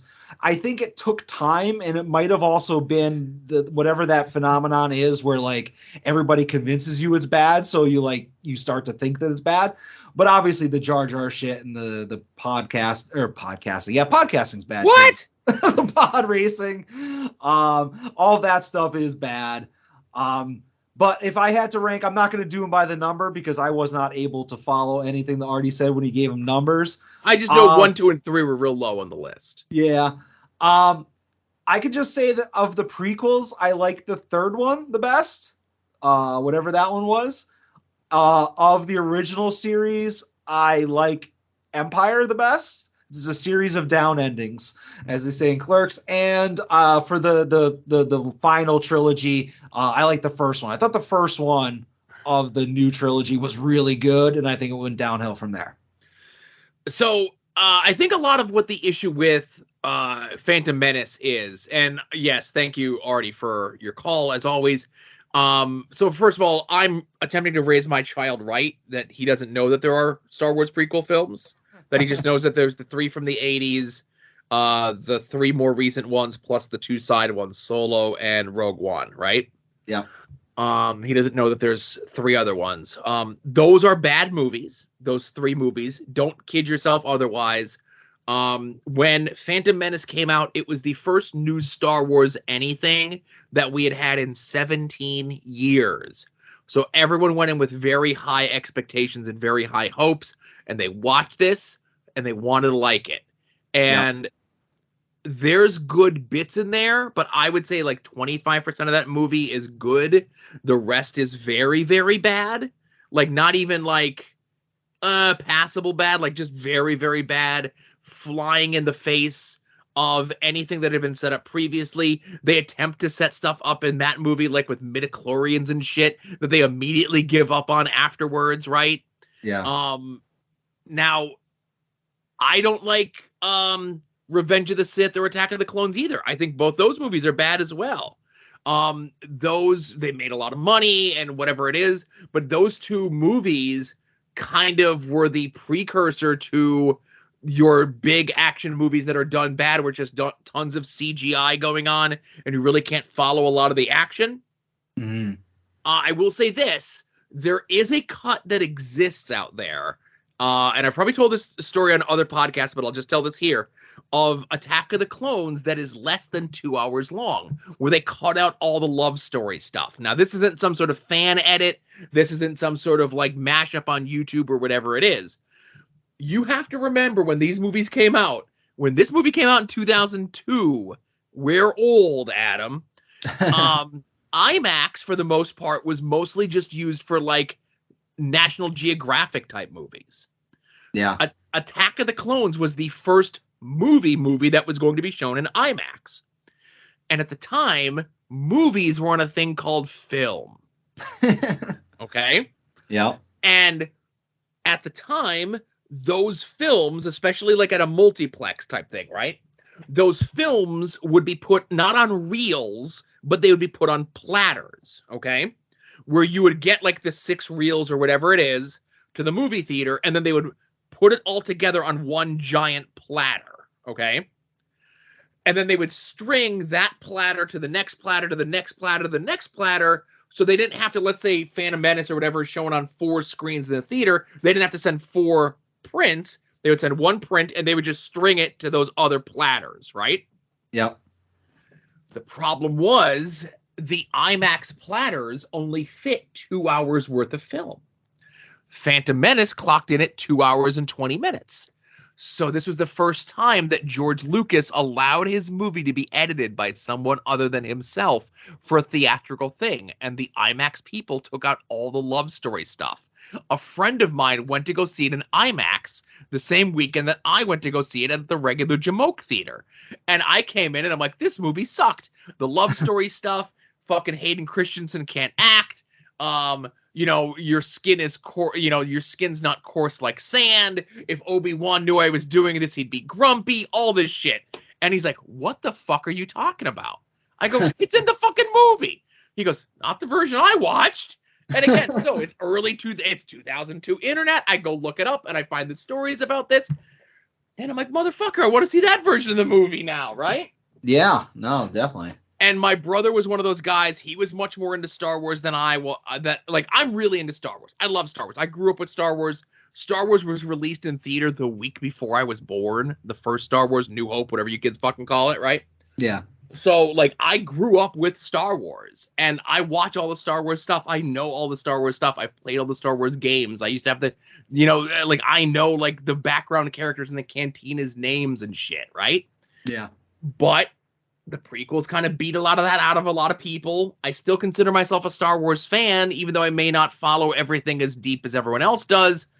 And I need to get you, Artie, in touch with my friend Yuma out on the West Coast. He regularly wrestles for NWA, amongst other things. He is an unabashed prequel lover. He likes the prequels more than any other Star Wars movies. So you two need to talk. He's one half of the tag team, the Rock Nest Monsters. And then you guys, bulking season with Chuck Stone. And I forget his partner's name, and I feel bad that I don't know, but his actual partner is actually like born and raised in Scranton. Anyway, then like do a bit in the match where like you argue over like, oh, the prequels are better, whatever it is. And then Artie and Yuma become a new pro prequel tag team during the match. And Chuck Stone and the other guy become the anti-prequels team. And then everybody comes back together at the end of the match. That I can see that happening. And Artie, just one more thing, or for anybody else leaving voicemails, don't ever apologize for leaving a non-wrestling voicemail. Yeah, I prefer those. And Joe, we should probably move on. We are making good time. As long as nobody goes and gives like too long voicemails, we should be okay. Well, I do have 2 calls here from the same person coming up. Here's the first one from Kevin Hellions. Hello, gentlemen. Kevin here. Possibly the first call of, let's see how many. I know. One, boy, goofing around for that call last week, and after Joe's rants earlier in the episode, which I agree with you, and totally understood where you're coming from with it and everything, but boy, that's a poorly timed call on my part.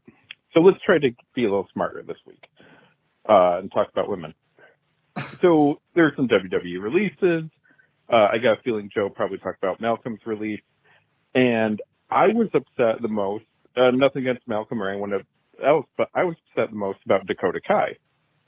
Now, it seemed like depending on what you read, and maybe Dakota said she just wasn't going to do a new contract.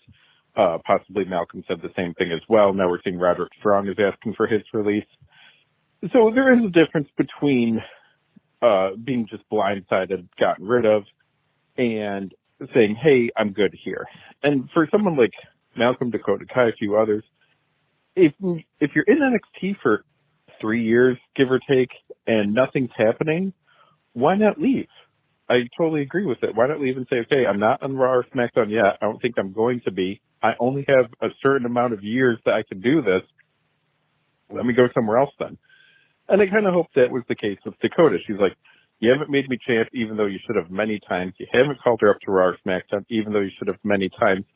And honestly, for me, I think Dakota could have been like a huge babyface and an icon. 1, for the injuries. 2, for everything she's gone through. 3, her character keeps evolving. The Dakota Kai that started NXT and where she was when she left is not the same one. But also, assuming that she is in the personal relationship that we all believe her to be, if they wanted to, but throw that out there on Front Street and have her be an icon to lots of kids that need one.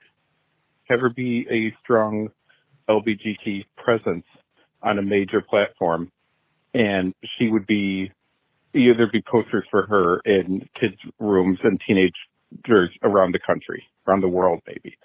How do you miss that opportunity? How do you miss so many opportunities? If the Spider-Man comic is bad, it doesn't mean that Spider-Man sucks. It means the writer sucked. But we don't see the writers release. Okay, rant number 1. Talk to you guys later. So I think we covered a lot of what Kevin said there. Obviously no speculation regarding anyone's personal relationships. I don't know how much that's out there, but either way, Kevin does make a lot of good points. I definitely think that Dakota Kai is maybe too smart for WWE, if that makes any sense.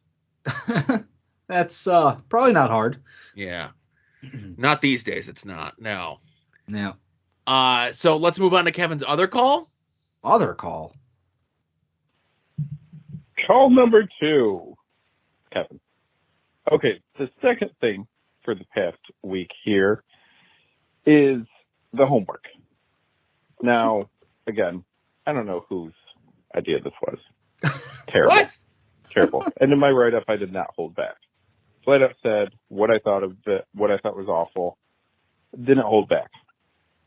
Now, last week's homework with the AIW show, Joe was making various points about things there, things that you liked, things that you didn't like, and harsher on some of the things that I was.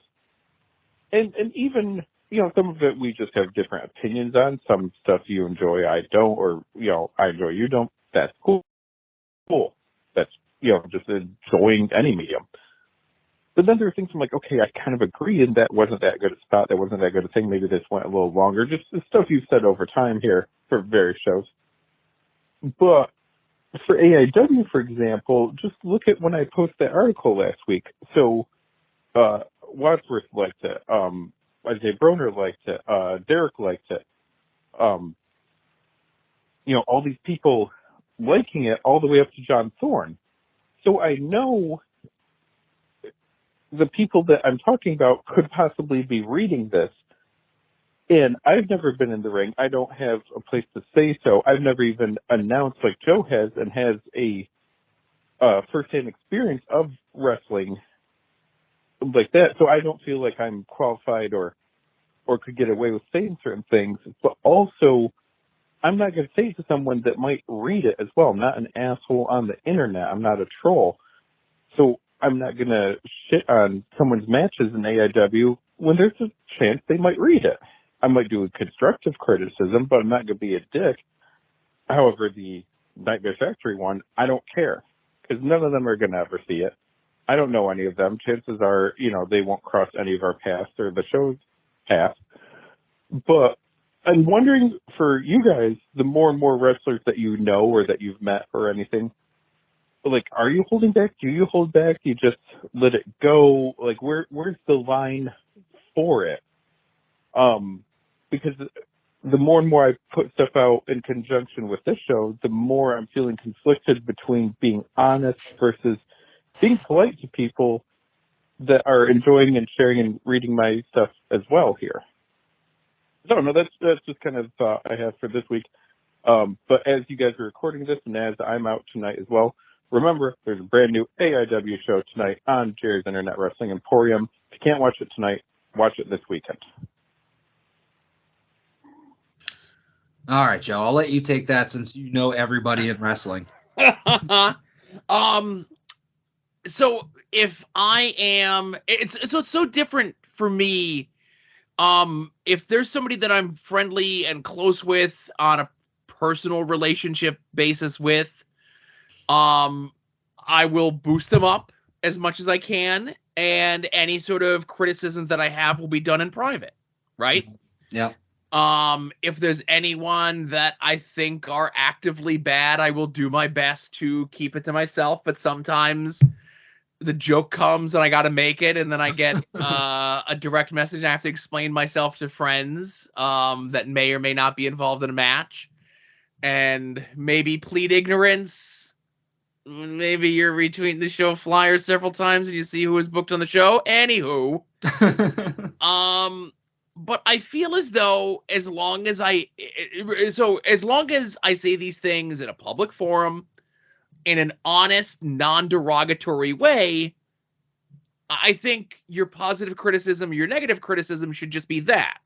Obviously there was some guy, I forget who it was, a couple months ago on Twitter, some like upstate New York guy who, is in some of the circles of the people that I'm friends with, but he tweeted some stupid thing out about like essentially what Kevin's saying, that like you can't criticize wrestling if you've never been in the ring before. Blah, blah, blah, blah. And then like he walked it back and he's like, well, what I really meant by it was this. And I'm like, no, that's what's in your heart. That's fine. You're muted and blocked. I never want to see your shit come up on my timeline again because you're obviously a stupid person, right? Yeah. A person not as smart as me, but once in a while says a good thing. I don't need to stick my hand in a fire to know the fire's hot.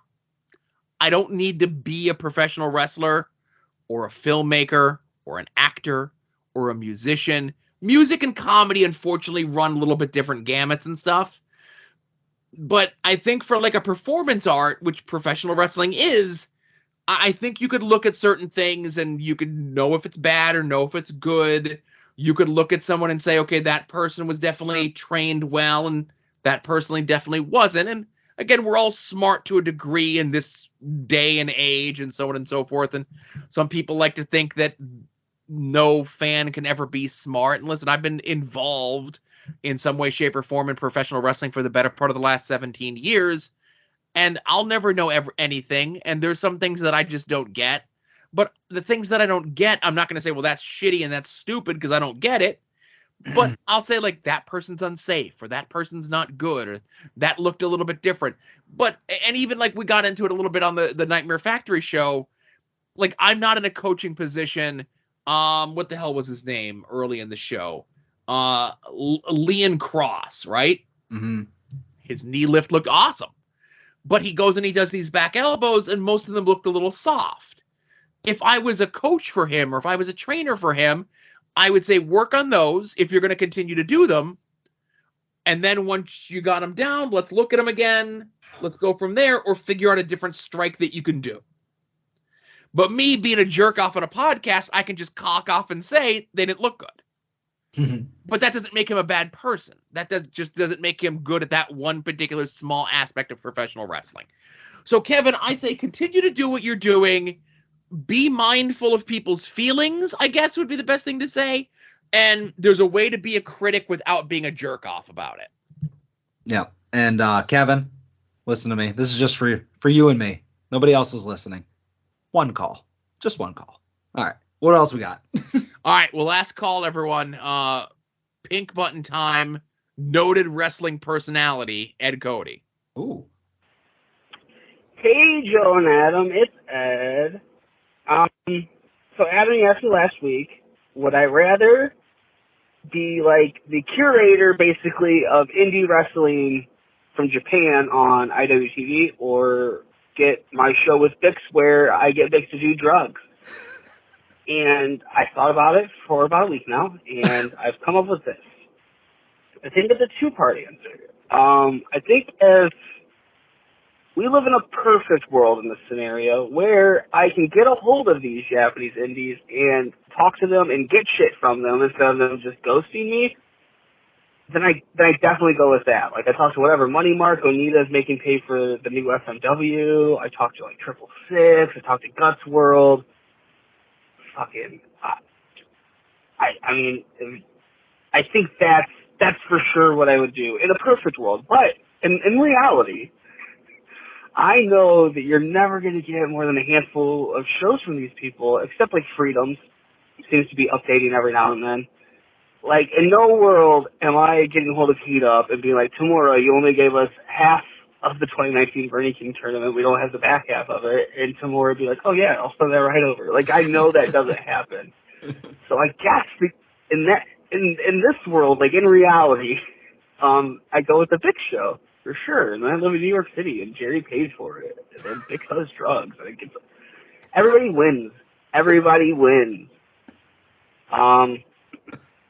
So yeah, I guess that's my answer. It's not a cop out. I know I gave two different answers. It's not a cop out.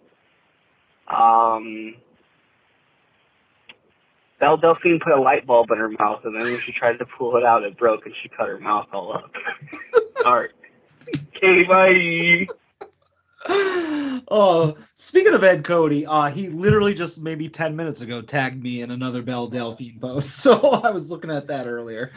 I do respect Ed's take on that, because when I presented that scenario to him last week, I did pitch it as if it was a perfect world and he could put any footage he wanted on the network. And I said he would choose that one, which in fairness, he did. And then he said, well, that's obviously not an opportunity. Like, that's not gonna happen. So he would choose the big show, which I keep thinking, well, it's the Big Show.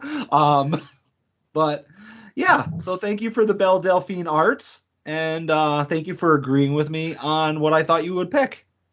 I'm almost certain about 6 podcasts ago, Bix had a podcast that was called The Big Show, and the opening was someone doing it's the Big Show. Oh, all right then. Great minds. Yes.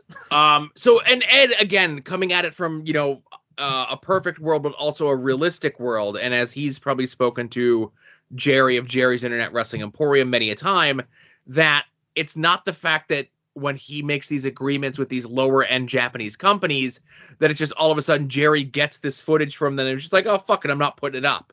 They just decide to stop doing it. Right? Yeah. For whatever reason. And there's a million reasons why they could decide not to. But unless you're going over to Japan, filming and editing the footage yourself, that's literally the only way that you as one person can guarantee that that footage is always going to be up on, any streaming platform. Yeah. All right, there you go. That's what Pod Van Dam can use that Patreon money for. That's right. Send some people over. Uh-huh. One way. So anyway, we mentioned Jerry's Internet Wrestling Emporium, and I want to address this here because as you're listening to this, it's probably going to be Friday, which means it's Bash at the Brewery Day, right? Yep. And local cable provider. Right. And well, it's going to be streaming on Jerry's Internet Wrestling Emporium. Use the code ADODS to sign up for new subscribers, watch this show, and watch a whole bunch of other stuff. But as I said on this very podcast last week, I read a text from Jerry from a week prior that said, oh, we went there, we checked, their download speed is bad, but their upload speed is good, or vice versa, so it's not going to stream live, right? Uh-huh. And I read that text on this show. That was the last information I had, right? Yeah. So Friday afternoon, I'm dicking around. I get a text from the boss that says, hey, we're going to bring Gavin Loudspeaker in to be your co-color commentator. We want to have someone that you could lean on that you're familiar with since this show is going to be live on Jerry's Internet Wrestling Emporium. I go, huh? I go, last I spoke to Jerry, he said no. And I go, let me double check with Jerry. And Mantis comes back to me and says, like, well, we went and we paid for the extra internet upgrade so we could do it. We tested it. Everything works good. I get a text back from Jerry that says, oh, yeah, I forgot to tell you. I'm busy right now. I'm at the Demolition Derby with Smart Mark Gary. I'm like, all right, fair enough. You know your business. And then Jerry had to deliver a bag to me for the show this week. But the show is going to be streaming live on Jerry's Internet Wrestling Emporium. And as you're listening to this, and again, I need to talk to the boys at the LVAC on how they do their social media stuff, like on how some stuff just gets put on some social media channels and some stuff only gets put out once and then never again. Yeah, if you want the full package, like of everything the LVAC has to offer, you have to follow them on Twitter, Instagram, and Facebook. Yeah. So it's a stacked show. First time ever singles match, Willow Nightingale taking on Hot Sauce Tracy Williams. We have teacher versus student as world famous CB, and this week and last week are going to tell you he is absolutely world famous, taking on his student Mung Jae Lee. We also have the recently updated three-way dance match of Veda Scott, Edith Surreal, and Vita Von Starr. We have what they themselves are calling a 10-person match, and I think Hydra himself named the team the 5 Evil Dudes Smashing Fools of Hydra, Ultramantis Black, Frightmare, and the Patiri, taking on Murloc, Jolly Roger, Jigsaw, Ryan Mooney, and Jakob Hammermeyer. And then so we get to the recently updated as we were recording, the match that was a 6-person match. Unfortunately, the Boar is injured. So taking his place in the match is going to be Bobby Orlando as he teams up with Erica Lee and Puff to take on Bojack, Dan Champion, and Lucky 13. And of course, in the main event, in his final match, this 10-match series that he had is coming to an end as Avery Good, professional wrestler, takes on Abby Jane, who actually has recently been on AEW TV, YouTube TV, but TV, and had a really good showing for herself. It's a stacked show. There's a lot of names and there's a lot of feelings that are going to come up from the show. If you're an old Chikara fan, me and Gavin Loudspeaker doing commentary, Bryce being there as a referee, Dan Yost being there, all these names of people, and it's taking place in Easton. And hey, I think the Chikara special Twitter account tweeted out all your favorites are going to be there. This is all my favorites. Outside of plus or minus one, I couldn't put together a more perfect card. You know what I mean? Yeah. I'm excited to be there. I'm going to take pictures with a lot of people. I'm going to give a lot of people hugs, and I can't promise that I'm not going to cry when the match ends for Avery Good's last match. Even though nobody retires for real, and once his kids are out of the sports that they're in about 10 years, he might have a return. But for right now, it's probably going to be the last time you get to see Avery Good wrestle for a long, long time. All right, now hear me out. Somebody give Avery Good a lot of money and put him on TV, and then we could just put to bed this whole retirement thing. Right, and that's the caveat to everything as well. And he's kind of jokingly, but not jokingly, but jokingly back again said that if he gets a big fancy contract, in 18 months when Freddie Prinze Jr. comes knocking, he's coming out of retirement, Yeah, he's going to get a very good SAG card. Yeah. But hey, if you can't be there live, and you probably can't be because this thing's been sold out for 3 weeks, watch it live on IWTV. Tweet along, if I'm doing shitty on commentary, please let me know publicly and I will fix whatever I'm doing. I'm going to have a long conversation with Gavin because I think it's been a long time since he's called professional wrestling. It's a long time since he and I have called professional wrestling. A lot of things have changed in professional wrestling. And the time that he's been away, chasing his Hollywood dreams out of the West Coast. But I'm excited for this. This is the first show that I've been at live since the last LVAC show in October, and then we got another one in a month. We got 2 more in a month with the drive-in shows, Yeah, they're stacked. They're like back to back almost. Yeah. I obviously will be there. I'm going to look for hard camera and just basically try to get on camera as much as possible. That is my goal. Well, you'll be wearing your purple broski jacket. I already looked at the weather. It looks like it's going to be about 50 degrees because I was worried it would be too hot to wear a pleather jacket. I don't want to sweat it up, but it's looking like it might be purple leather jacket weather. Not the name of the show, by the way. That's confusing for me. That's fine. But yeah, I will be double fisting, and I'll be there with some surprise guests. All right. But yeah, like I said, and if you're in the sound of my voice and you're going to be at the show, come say hi. I'm excited. I'm excited to see people again. I'm excited to be at professional wrestling again. I'm excited to be calling professional wrestling again. This is the only place I call professional wrestling. I know there's been a lot of talk and scuttlebutt of me coming out to AIW again, but even still, if I did, I probably wouldn't come and do commentary. I know Wadsworth had tweeted it out on how they've kind of got their shit together over the last couple of years, and they really have. And I feel me hopping in would just kind of fuck that up. If I ever go out to an AIW show, I'm coming to hang. I'm not coming to take somebody's spot. You know what I mean? Yeah. Well, you're there for the meet and greet. Sell some ARC photos and some 8x10s, a t-shirt. Yeah, buy some Lucy's, But hey, I mentioned about the IWTV thing. I mentioned about the promo code. The TeePublic store sale is next weekend, so we'll give that the more hard push then. You can help us out by making any and all of your purchases through our Amazon affiliate link. It's in the show notes to all of these episodes here. Go and set it up on your family's things. They won't even know. It's not like it charges them anything extra.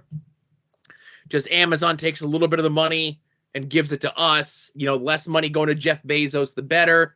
They call it an advertising fee. I call it the thing that makes Adam happy at the end of the month when he gets his cut of the fucking money. Yeah. Some of the notable purchases from the Amazon click-through this past week include, and I think this is a purchase directly from us, because we mentioned a week or two ago that somebody had purchased hard card sleeve top loaders, right? Yep. And somebody purchased a BCW brand 100-pack of those top loaders. BCW does like comic book supplies and sports card supplies. Great brand, really good stuff that they put out. BC Dub. Somebody purchased Skull Candy Rift wired on-ear headphones in blue sunset. Okay, nice. And somebody purchased the 4K Ultra HD Blu-ray of Morbius. All right, I appreciate them using our click-through, but I don't know who hurt them in the past. Well, I'll tell you this, Adam. Listen, life hack about that DVD, right? Uh-huh. You take it out of the box, you turn it over, and you could do coke off it. In 4K. Right. But thank you to anyone for all of your purchases, whether it be this week, this month, or forever that we've had the affiliate link. Again, like I said, it's nickels and pennies on the back end, but that's how Gene Simmons got rich, you know? So Yeah. Speaking of doing coke off of things, here's some podcasts you can do coke off of. Those podcasts are Longbox Heroes, Longbox Heroes After Dark, We Need Wrestling, Hit My Music, Final Wrestling Place, Porch Talk, Viewer's Choice, WWE War, Wrestling Cheers, IWTV Guide, Pod Van Dam, who literally dropped a new episode while we were recording. I got the notification. Hellions Talks. I'll take my thank yous later. Hellions Talks, Wings on Wings, and Between the Sheets. And Joe, still not in the plugs, still a show that I will never mention on this podcast, but the A Show started their 3rd ever Tournament of Champions. And as a former 2-time Tournament of Champions winner, I wasn't even consulted. I wasn't even brought in as a master of ceremonies. So once again, another illegitimate tournament being put on by the A Show, a show I will not mention on this podcast. But that's it for plugs. I was going to say, I think I have Matt's home phone number if you want to call him and leave him threatening messages to play on the air. Ooh, that sounds like a pretty good thing to do. Right. So I think that's it outside of Adam's favorite part of the show, right? Yeah.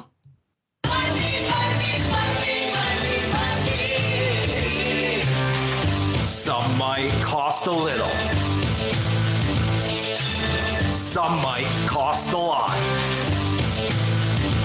But I'm the $100 Vansky. And your figures will be bought.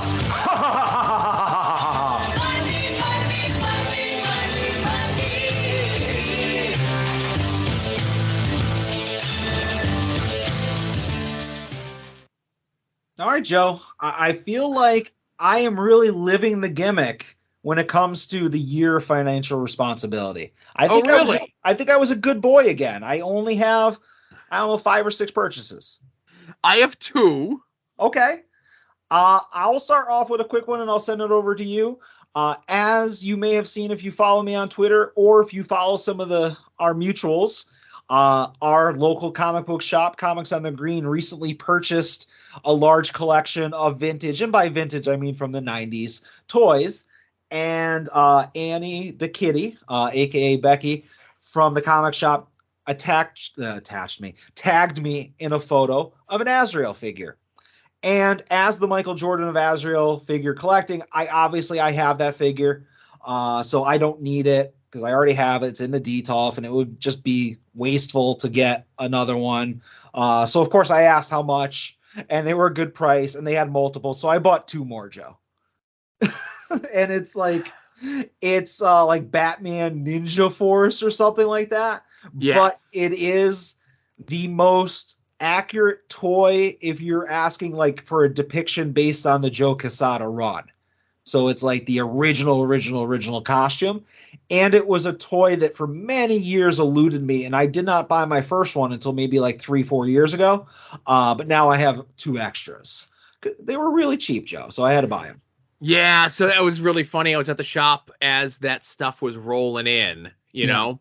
Yeah. And I guess it was, stuff that was in a storage unit that was sat on for like 25 years. Some guys won it in an auction, and they're like, oh, what are we going to do with all this stuff? Oh, nice. And, I think, our local shop got it on at pennies on the dollar. And I will say with Free Comic Book Day coming up this weekend, a lot of that stuff is going to be priced to move. Yeah. Yeah. So, yeah, they had 3 of them. I was told that 2 of them were in nice shape. So I'll grab those and I'll tote them up. Stop by with the jeweler's loop and give them a look, Yeah. What about you? What's one of the things you bought? Well, I mentioned it last week because I didn't get a chance to go to the actual comic book store myself. Those Marvel Legends retro figures that kind of look like the old mini Mego figures, Yep. Todd was nice enough on his jaunt to New York a couple weeks ago to pick up the Green Goblin one that was on sale for some reason 5 months before street date, but I'll take it. Yep, distribution. Right. And our local shop had the Electro one, and I like to support our local shop as well as what they have in stock, so I picked that up. So I only need 2 more, which would be Venom and regular suit Spider-Man until they release like the next wave. and if they have any Spider-Man villains in there. I don't want Spider-Man in a different suit. I get one Spider-Man and then all the villains. Okay. I'm sure you said this before, and I just forget. Are those two that you're looking for, are they already out, or are they coming soon? They're out. Yeah, like I think retail on these are like $14 to $15. Yeah. And I think those two, if I'm not mistaken, like on the secondary market are at the most 25. Okay. Which is fine. That's an acceptable price, you know? Yeah. When you get a second, take a look at the importer-exporter website and see if they are available on there. Because A, I might have a discount at the importer-exporter place, and B, I might be looking to make a lot of employee purchases on my way out. So Gotcha. Take a look, because I don't know if it was revealed on any other podcast, but I hooked Todd up with the Mr. Fantastic that he needed. And we did a really funny bit over on Porch Talk. Go listen to that episode. But I got the package on my front porch, and I did not open it. And I said I was going to bring it over to him and let him see it. So it was one of those things where, once again, it could be a destroyed figure in the package. It could be mint. We don't know until I do the handoff.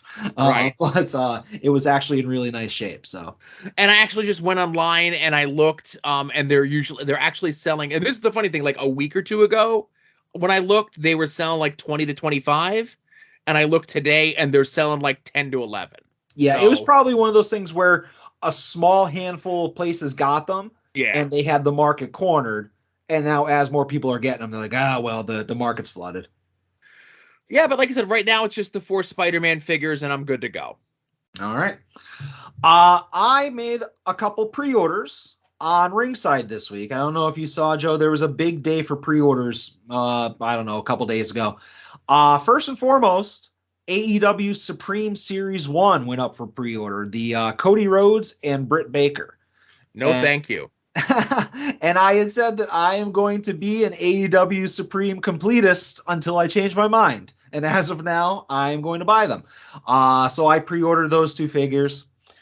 And also up for pre-order, Joe, was the new series of Ultimates. I don't know, Ultimate 14 maybe, which was Roman Reigns and another Jeff Hardy. Now, I want the Roman Reigns. I talked about that a couple weeks ago when that was revealed at Mania. That's a must-have. But that Jeff Hardy, I'm like, I haven't even seen the figure, but I'm like, I don't want it. You know, I just got a stupid Jeff Hardy Ultimate a month ago, 2 months ago from Amazon, and they're making another goddamn Jeff Hardy. I get it. You're trying to like take advantage of the license before you lose it or whatever the deal is. But I'm like, do I need to buy this? So I'm thinking that I am not going to be a completist when it comes to Ultimates going forward. I'm not tapping out of the line, but I think I am giving myself permission to pick and choose. So like the Ultimates Roman Reigns, that's a must. I'll get that Roman Reigns. Another Jeff Hardy? No, thank you. I'm out. So you said another Jeff Hardy. And again, not being the enabler, but I'm just asking questions, guys. Sure, right? sure. Yeah. And I'll say before you even ask the question, I'm sure it's going to be an awesome figure and it'll look completely different than the other figure. Okay. But I do not collect Jeff Hardy. Never would I buy a Jeff Hardy figure if it wasn't for the fact that I was trying to get all these Ultimates. Now, so you already have one Jeff Hardy Ultimate. We have not seen what the second one looks like yet, correct? Yes. What if you see the second one and you like it better than the first one? Are you going to swap so that you have at least one Jeff Hardy in your Ultimates collection? Or are you, I bought this one, it doesn't matter if this new one is 1,000 times better, I've made my bet, I'm lying in it. So what I'm asking is, Is there a chance that you're going to purchase this one and swap it out, or? All right. So very good question. This is actually something I thought about originally. When it comes to the original Jeff Hardy, that was an Amazon exclusive and relatively hard to get a hold of figure. Because as I'm sure you know, those Amazon exclusive Ultimates, it doesn't matter if you pre-ordered it or not. Some people who pre-ordered them get them. some people who pre-order them just get put on like a indefinite waiting list. Yeah. So I actually got the Jeff Hardy. I pre-ordered that and the Amazon exclusive Hulk Hogan, which is the one that has the black eye, the WrestleMania 10. Which I pre-ordered them WrestleMania 9, but I get Sorry, you. WrestleMania 9. I pre-ordered them both the same exact day, the day that they went up for pre-order. I've had the Jeff for 5 months now, and my Hogan still doesn't even have a date for shipping. So with that being said, I would keep the Jeff Hardy because it's an exclusive to a store. So if I'm going to revise my rules for collecting Ultimates, number one, if it's an exclusive like Amazon or the Target ones or whatever, I'll probably still buy all of those. But when it's a non-exclusive, I'm going to pick and choose. And as far as my existing collection, like to give you an idea, one of the characters that I have multiples of is, for example, the Fiend. His first Ultimate was the classic Height of Powers Fiend, just that costume from the longest part of the run. But he came out with an Ultimate like a month or two ago, which is the costume that he wore for like the second half of his final WrestleMania match, like after he was burned. So it was like the match, the one-time appearance that they made an Ultimate of. I don't need that. So I'll probably put that in the purge pile if I do start to like just kind of dwindle down the Ultimates. Gotcha. But yeah, this Jeff Hardy was the catalyst of me being like, I don't need them all. And just because it's like, all right, we're on our third Hogan. We have 2 Triple H's, 2 Cenas, 2 Rocks, 2 Jeff Hardys. I'm like, where's my Roddy Piper?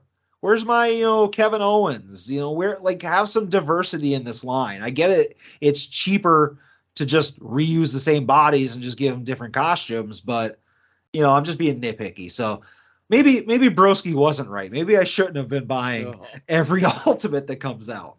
But I do, with that being said, I do need the Ultimate, Roman, but I did not pre-order it because as far as ringside pre-orders of Ultimate Series figures, I've learned that it's completely unnecessary to spend like $45 on an Ultimate when if I just have some patience, I can buy it at Target for $30. If it's not an exclusive, it's going to be on the shelves. Gotcha.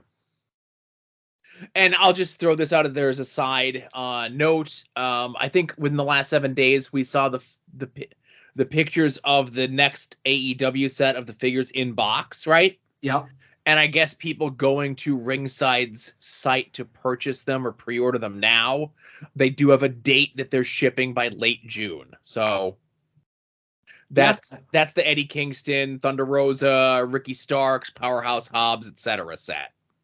Yeah, some of those figures look really good. Obviously, the Eddie Kingston, I think they improved on greatly over what it was shown over WrestleMania weekend. I still don't like the fact that he kind of has a full head of hair instead of a buzz cut.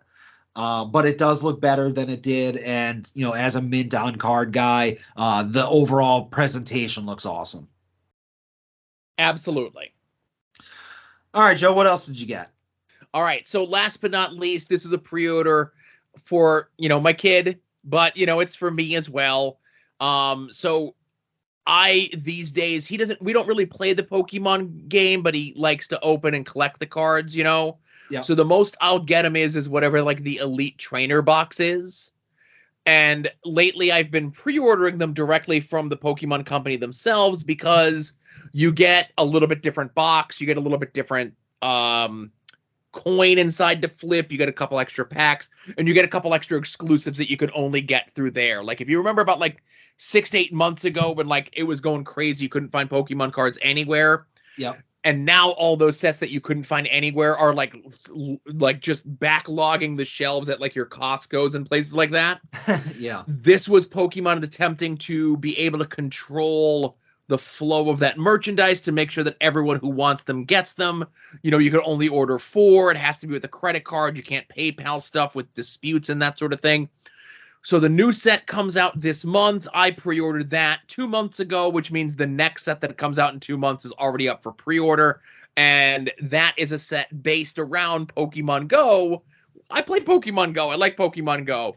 And this one also, if you pre-order it through the Pokemon site themselves, you get a Mewtwo card with art that you can only get with that. So Mewtwo's one of my kids' favorites. It's like an NFT. Yeah, well, again, he and I joke about NFTs because the stupid videos and YouTubers and stuff that he watches, they all talk about NFTs, and I keep trying to explain to him that NFTs are a scam, and he's 10, he doesn't get it, but he gets a little bit better than people that are like in their 40s that don't understand that NFTs are a scam.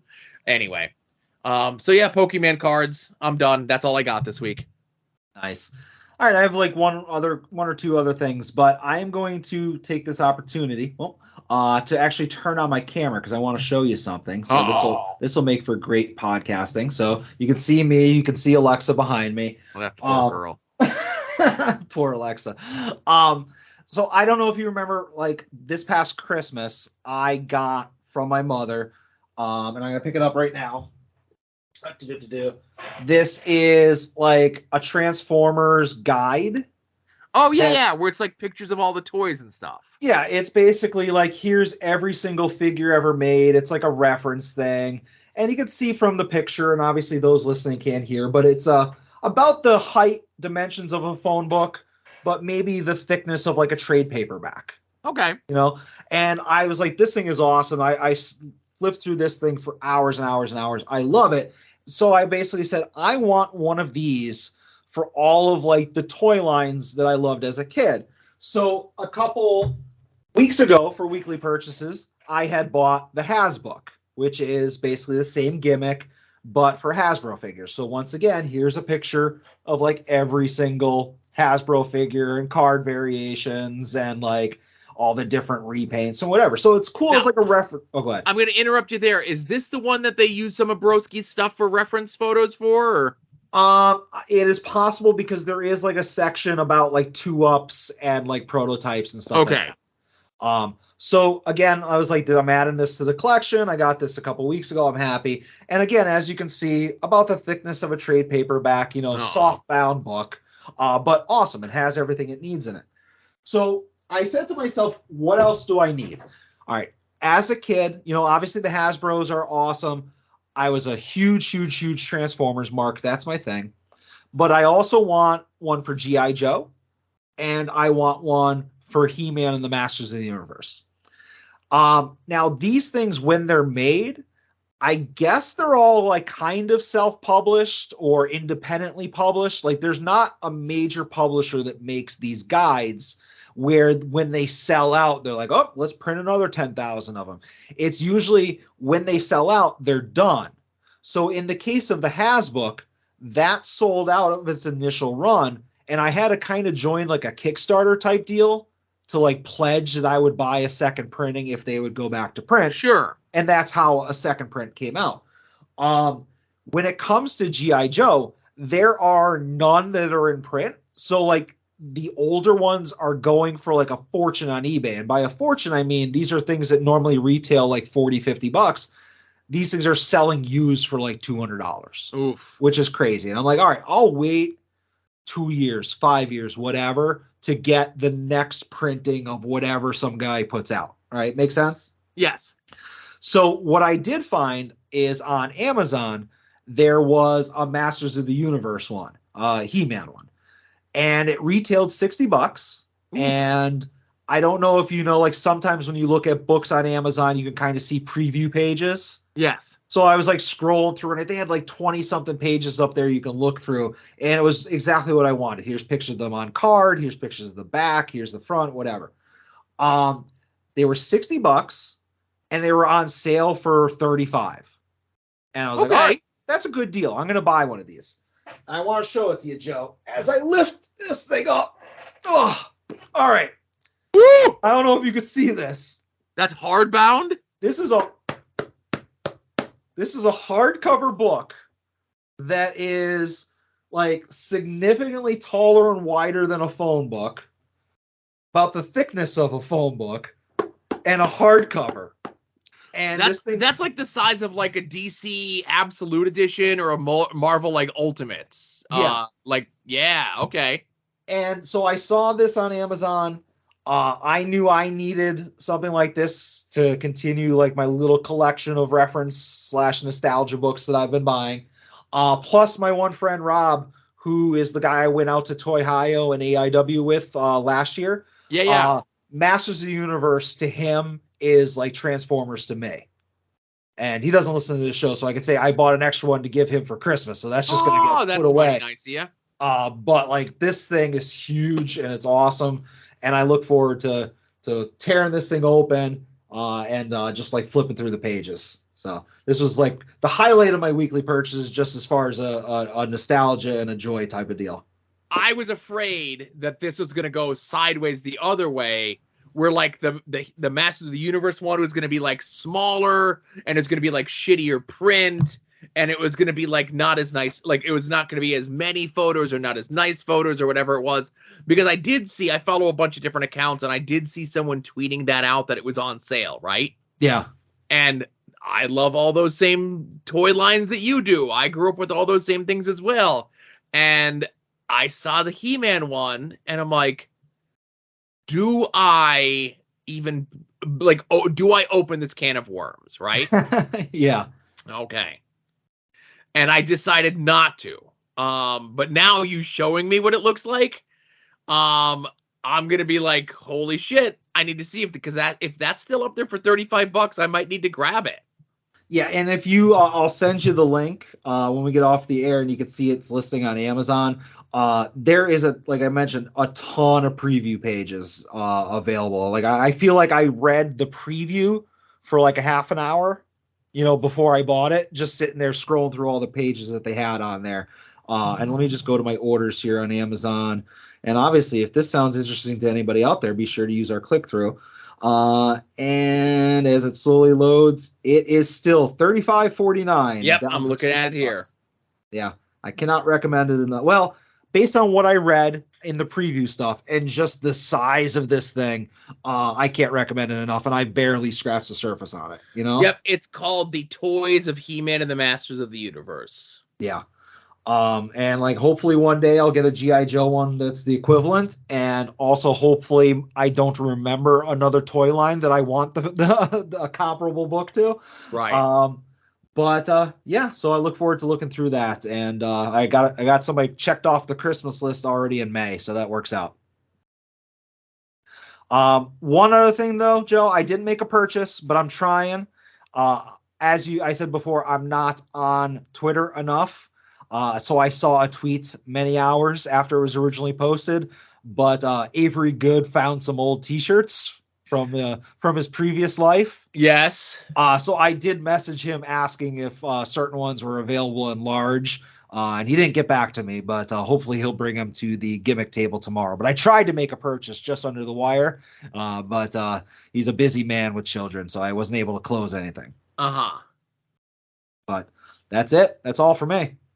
Yeah, that's it for me too. But again, I appreciate everyone for hanging out with us. The show's going up a little bit later as well. These are usually a quick slapdash edit, and it certainly sounds that way. But again, I hope to see everyone either at or tweeting about the Bash at the Brewery Friday night live streaming on IWTV, aka Jerry's Internet Wrestling Emporium. There's people that were announced that don't have matches yet. There are people that have named, and I wouldn't be surprised if there's not a surprise or two. You know what I mean? It's going to be a blast. And if you can't be there, you could be there in spirit by watching at home, tweeting at me, telling me if I'm doing a good job or not.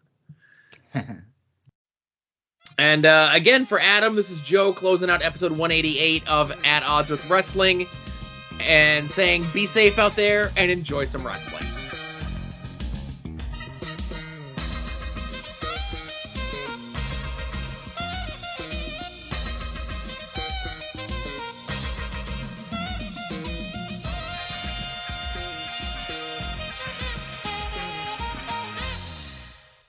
You're listening to the soon-to-be-named network, the Lamborghini of Podcast Network.